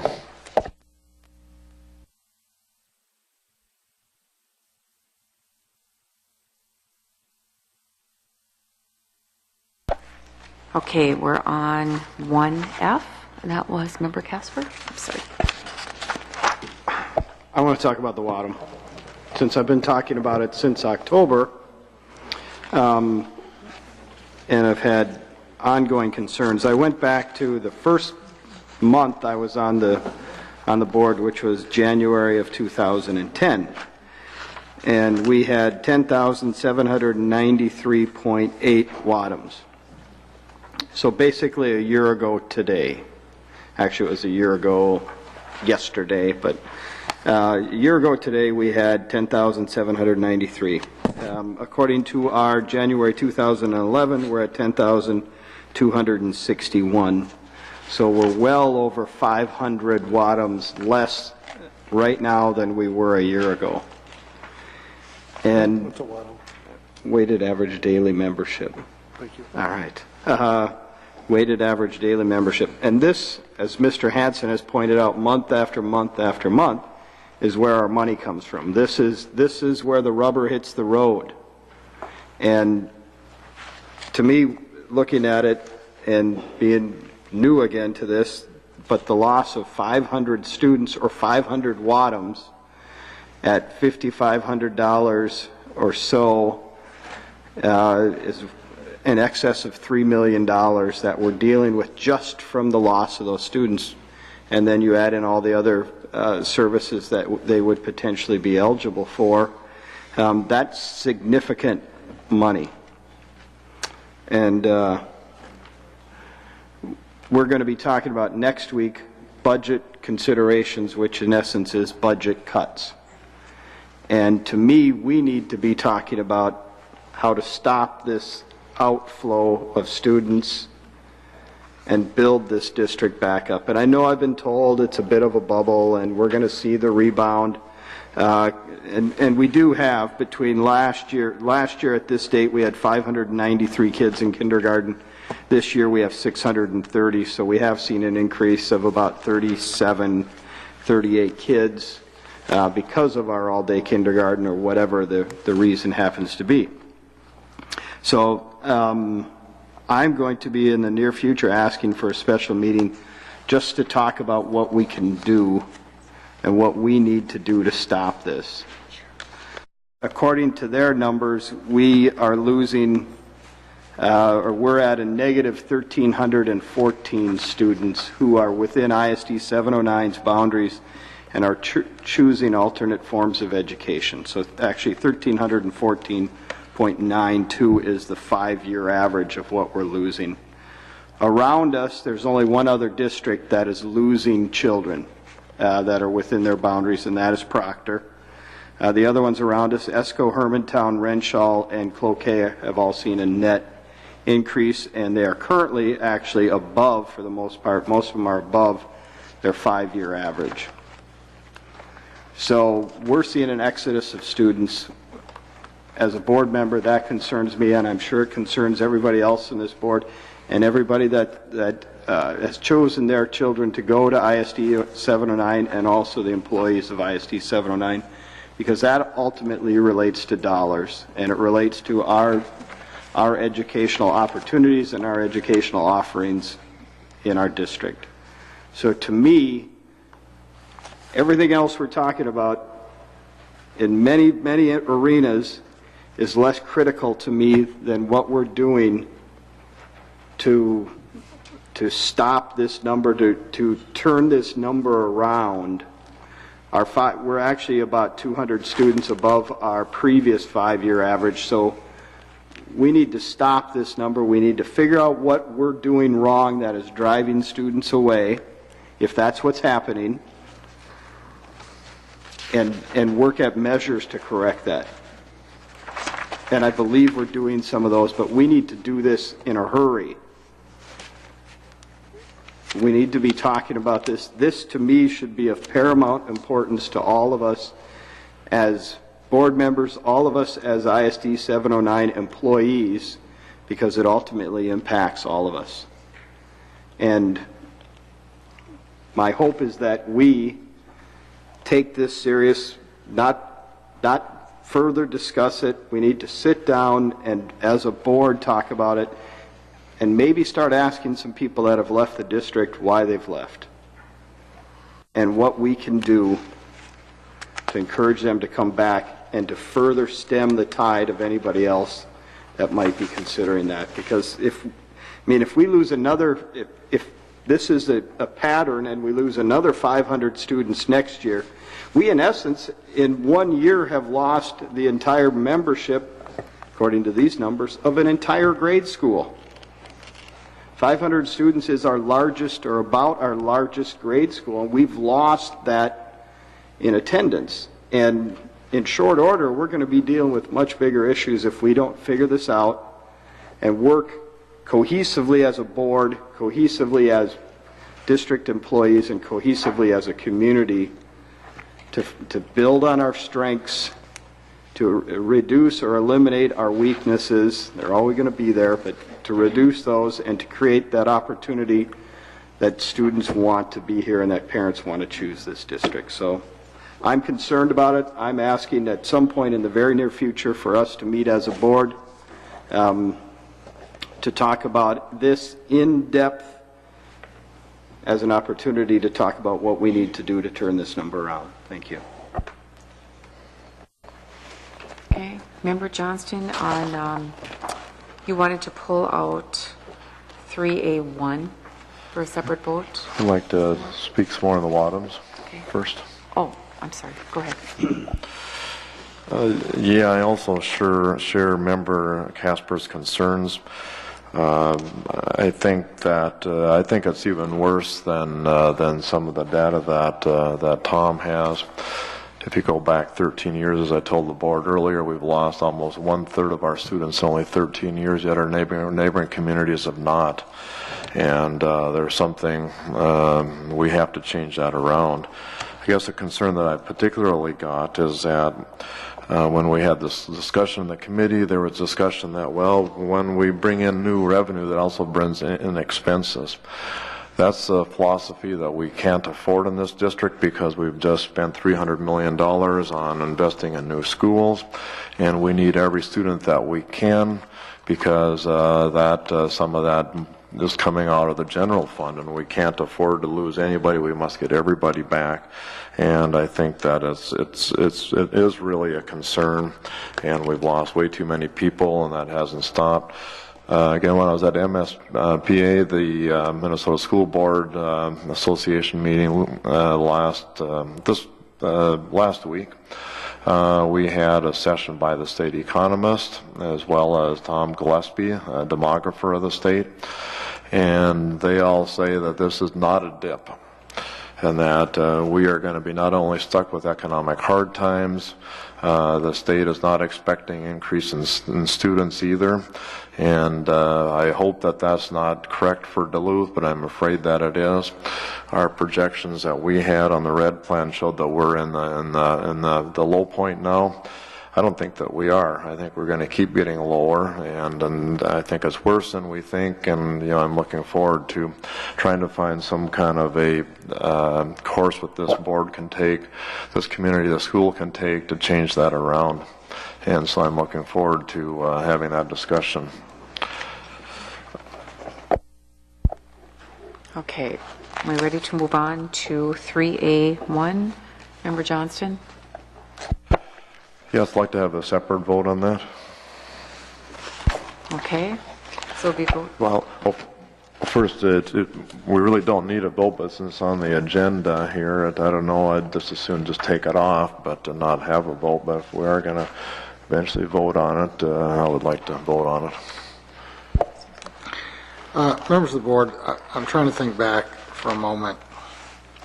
I guess what I don't want to do is something, we need to go to work on this and figure some of this out of what they are voting on when they pass it. I don't want what we do tonight to be precedent setting, first of all, on the issue of, well, when you said informational items, because when I think back now on the education, on the HR committee agenda, and we asked the board to vote, the idea, though, is all personnel items, the pages the board votes on under staffing report is an item of action.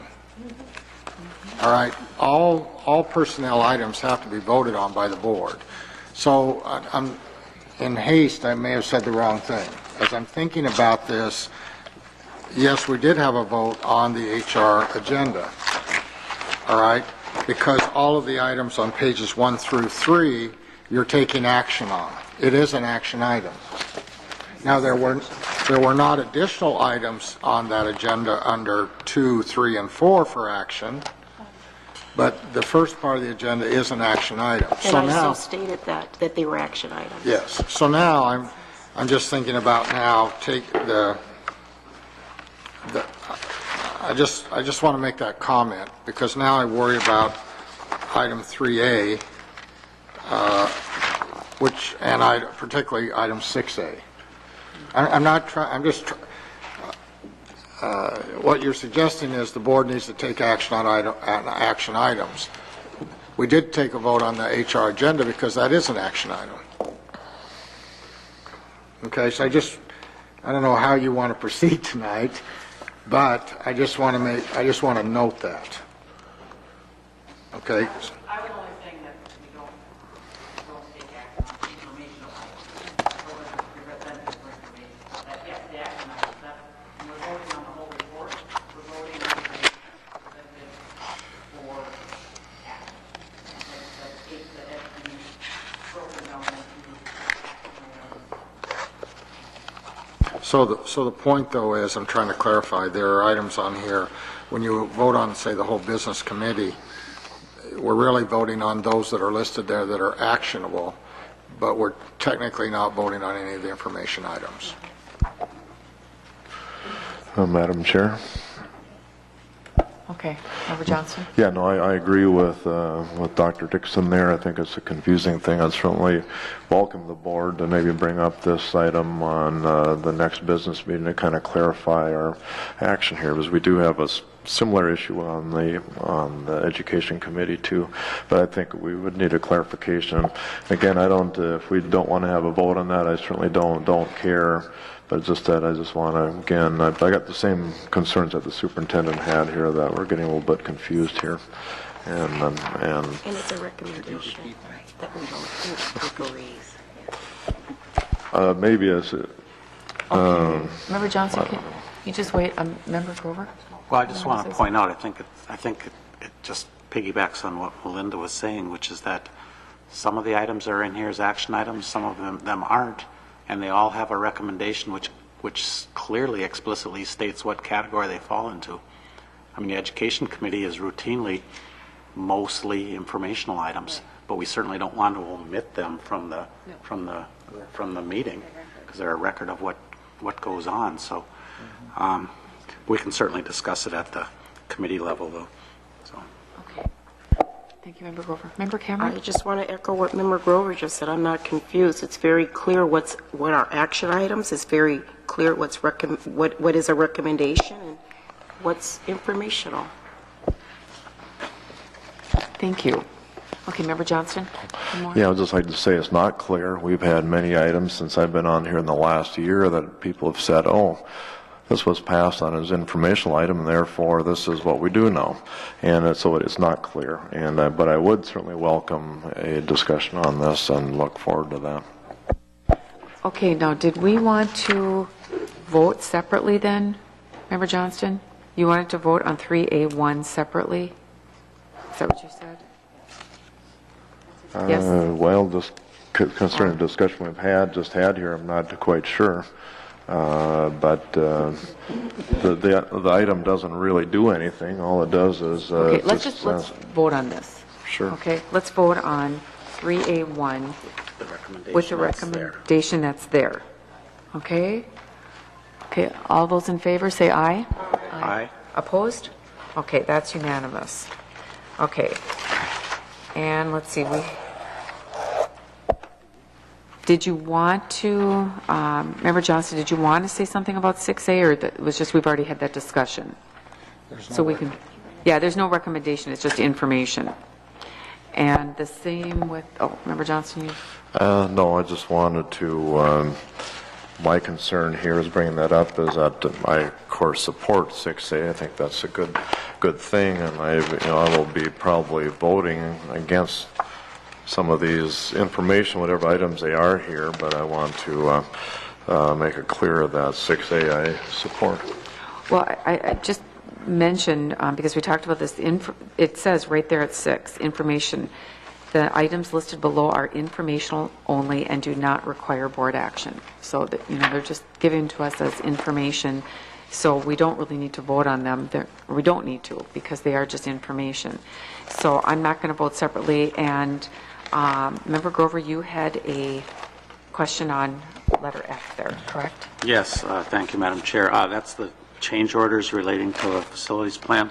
Specifically on page 104, Lincoln Park Middle School. There was I raised asked a question at the committee meeting about this item, and I'm not sure that if you look at it, my copy of the agenda where some changes had been made, there were 3 different places where, because of the color of ink used, I guess it didn't actually print out.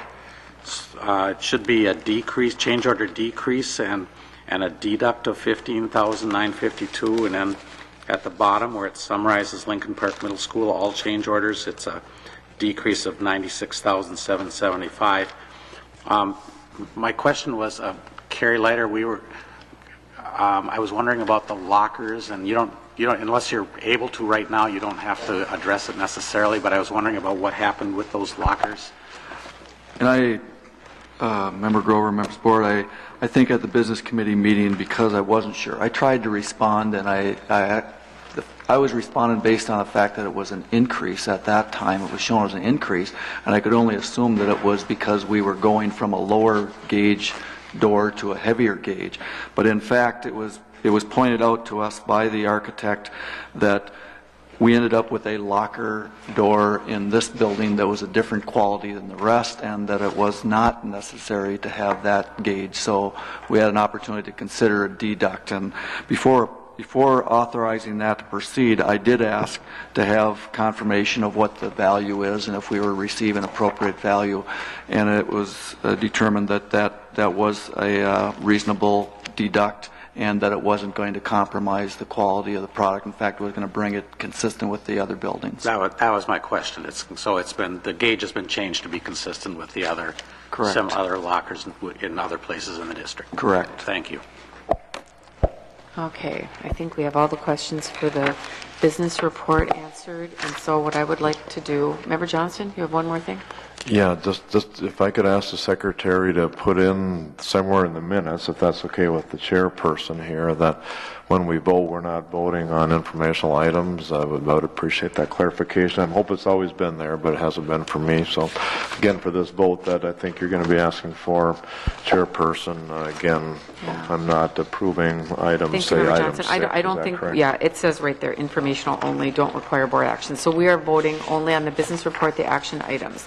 Okay, all those in favor, say aye. Aye. Opposed? No. Member Johnson? Oh, thank you. Okay, it passes, what was that? 7-2. 5-2.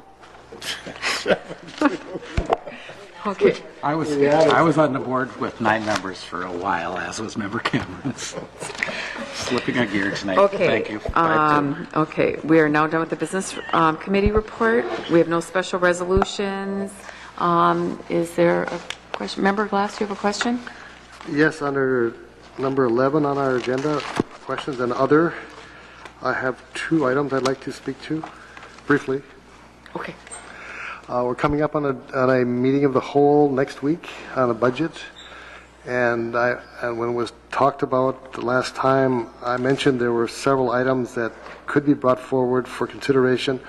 One of them that I routinely see in our monthly vouchers, which are attorney groups being paid large amounts of money. I'd like to consider reducing that, looking at what's coverage by our insurance, and dealing with why are we paying so much money for attorneys.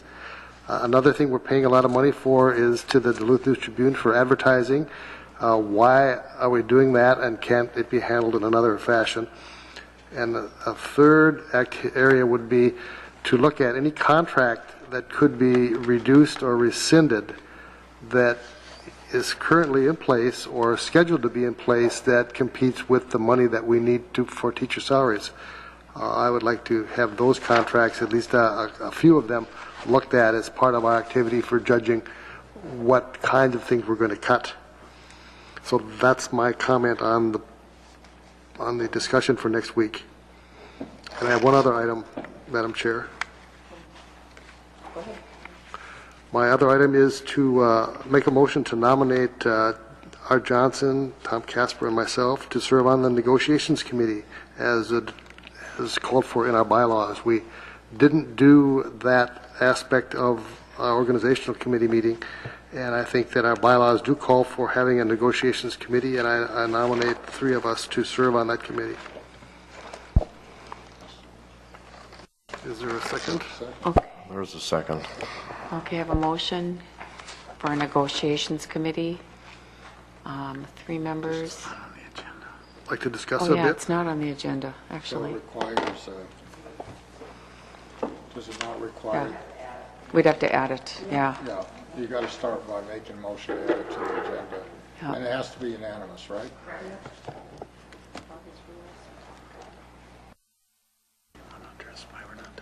Okay. We can vote on it, but right now, we've eliminated that committee. Do you want to address that? Well, I think right now, if Mr. Glass would like to make a motion, it would be a motion to add this item to the agenda first, right? Mm-hmm. Isn't that? Right. And there would need to be a second, and given it hasn't been on the agenda, it would have to be a unanimous vote. So I guess the question is, does Mr. Glass want to add this to the agenda? And as we've heard in discussion, this committee is no longer functioning. It's been eliminated. Right. So then there's no point in dealing with it. So we should change our bylaws too at the same time. Yeah. So, Okay, well, we'll bring that up at another time to deal with the bylaws. Thank you. okay, so you withdraw I'll it? withdraw the motion. Okay. Thank you. I don't want to be on any committee. Member Johnson, you have a question? Yes, I'm not aware that the negotiating committee was disbanded. That's in our bylaws that we have a negotiating committee. We can't just say we're not going to have a negotiating committee. It's in our bylaws. So who made that decision that we don't have a negotiating committee? That's in our bylaws. As I recall, I'm not exactly sure of the time lapse, but it was, the negotiation committee has been at least 3 or 4 years. Yeah, 3 or 4 years we have not used it, and you're right, the bylaws do need to be updated, and I don't know who goes about doing that, but that needs to happen. Well, yeah, I mean, we get into a lot of this all the time, don't we? Yes. I guess you could also say the negotiation committee is all of you, because that's the way we've been operating. That's right. So there's 7 members on the negotiation committee. We keep saying I mean, if that solves your problem for you relative to the bylaw, but that's the way we've operated as all of the board members as a committee of the whole operating on the negotiations committee. Right. Thank you, Superintendent. Member Johnson? Yeah, no, I'm totally confused here. The board hasn't been ever consulted on negotiations. We're supposed to be. We've brought that up many times. Now suddenly, we don't have a negotiating committee? That's what we do as a board, is to negotiate important parts of, that's why we're here. And this board now is saying we don't have a negotiating committee. Yeah, we better have it on an agenda item next month. Chair. Go ahead, Member Watson. And just in response to that, we always discuss the parameters in closed sessions. That is when the negotiation happens for any of our contracts. We have Mr. Swirsky does a presentation. Oftentimes it's on an overhead. So that we have participated. I was awake, I was there. Thank you, Member Watson. Okay, we're going to move on. Just the last thing, those of us, and you don't have to if you don't want to, but those of us that attended the MSBA conference, if you would like to say one minute or so, just something maybe you learned or just something, because I don't want to take a lot of time because it's almost 9 o'clock, but if you would like to do that, this is your time. So. Are you adding that to the agenda? No, this is just a little other, if you want, since you... It's not action. It's not an action, it's just if you want to say something. Yeah, just a minute. You want to time me, Tim? Because I don't Okay, want to we'll take time more you. than a minute. I thought it was a very good conference. The one thing that I really enjoyed was the session where they had board members and superintendents present 3 scenarios about conducting board meetings, and then the audience, which I was part of, was asked to identify things that board members were doing wrong, including superintendents, and it was very entertaining, but also very educational. I learned a lot from that. I'm not going to say anything else, but I have notes here, and I have the handouts that I collected from the sessions that I attended, and I'm going to pass it to Superintendent Dixon. So if anybody's interested, I'm sure they'll make copies for you. But I do want to say that in regards to Martin Luther King celebration, I didn't take a day off, although it was a holiday for UMD. I took a day on and participated in the march. And I want to say that I was so pleased to see so many ISD 709 students there. There was a middle school student and an elementary school student who presented the I Have a Dream speech. They were awesome. I got so emotional. And also, there was an award given to East High School students for the work that they've done on diversity and just no tolerance for racism. Robin Washington spoke, Assistant Superintendent Bill Gronseth, and Chancellor Black from UMD, and I just want to say that every message was so relevant and so powerful.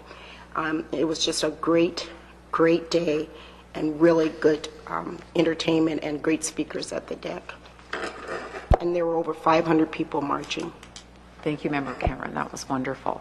Okay, Member Johnston, you'd like to say something? Well, yes, I was down there too, and it was a very informative meeting. And 3 items that I'd like to pick out real quick is one which I'll also be handing out to the board. One of the sessions I went to was a superintendent search, which were going on. Lots of very good information on going through and helping us to do that, and that's several schools, of course, in the state are doing that all the time. There are 2 other items, of course, budget. I'm not going to dwell on that. The budget was on everybody's talk. It's pretty dour and not looking very good. Another thing that I picked up on, which I would actually like to share with the board, is that the other outstanding item, I talked to a lot of people since I was down there by myself. I talked to many people, and that was a very good networking. But probably the other overriding concern that I heard from people were dysfunctional boards, and people say that we're dysfunctional. We certainly are, but it's an item, and I talked to the MSBA people after about it quite a lot, and I'm continuing that discussion that we're not the only board that's dysfunctional. And what they did also indicate is that there is ways to solve that.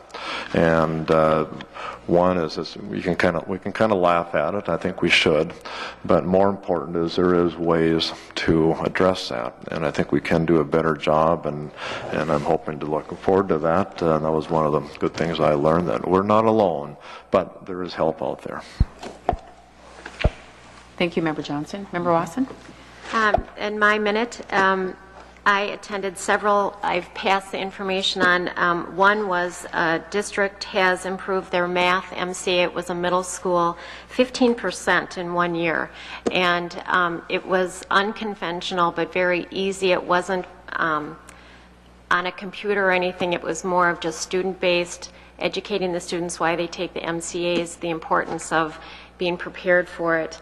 That how they worded it was, the state thinks you're stupid, let's prove them wrong. And they told them what the number was that they needed to reach, because most kids are competitive to themselves, so they reached for that. That was an interesting topic. Another one I went to was a smaller school district, 300 students in the senior high, but they've given them all iPads, and this is their first year, and so that was educational about technology and how they went about doing all of that. Very interesting. Tom Melcher, that was a pretty big downer. There's no new money. Every single session was there's no new money. We all know that. We're not the only one that are hurting.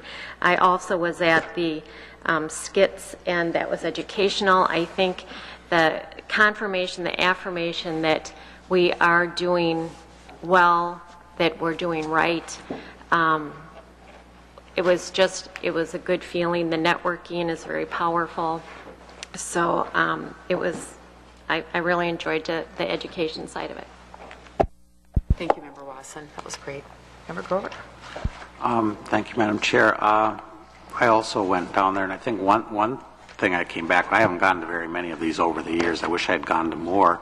It's a wonderfully positive experience to be down there. And one thing that really hit home to me was how what a good investment our MSBA dues are. My gosh, I think this must be one of the premier events of this sort in the country. The depth and breadth of the subject matter discussed, it was just incredible. We could have been there a week easily and not run out of productive and useful workshops to go to.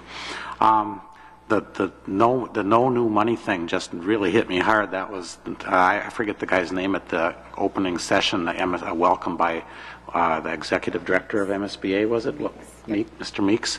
And he went down a laundry list of all the major possibilities that have been out there for discussion of cost savings and cost shifting and revenue increases. So it wasn't without its increase or broadening of the sales tax to clothing, for example, and a couple other, or at least one significant income tax increase for more upper level individuals and families. And even with all these possibilities out there, the bottom line for the biennium would still be about a little over $1 billion deficit. So I guess what we have in Minnesota is what they call a structural deficit, which isn't going to go away with any kind of tweaking, even major changes. It's structural. I mean, it's right in the foundation of how things are done, and it has to be addressed sooner. Hopefully sooner and instead of later. And just to piggyback on what Member Wasson said, I went to a parliamentary procedure thing and then this role-playing thing with board members and the superintendent interacting during a meeting with the public comment also.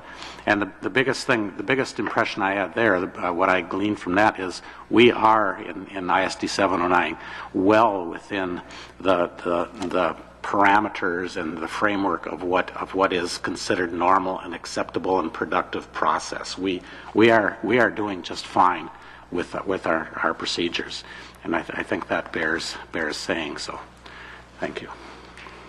Thank you, Member Grover.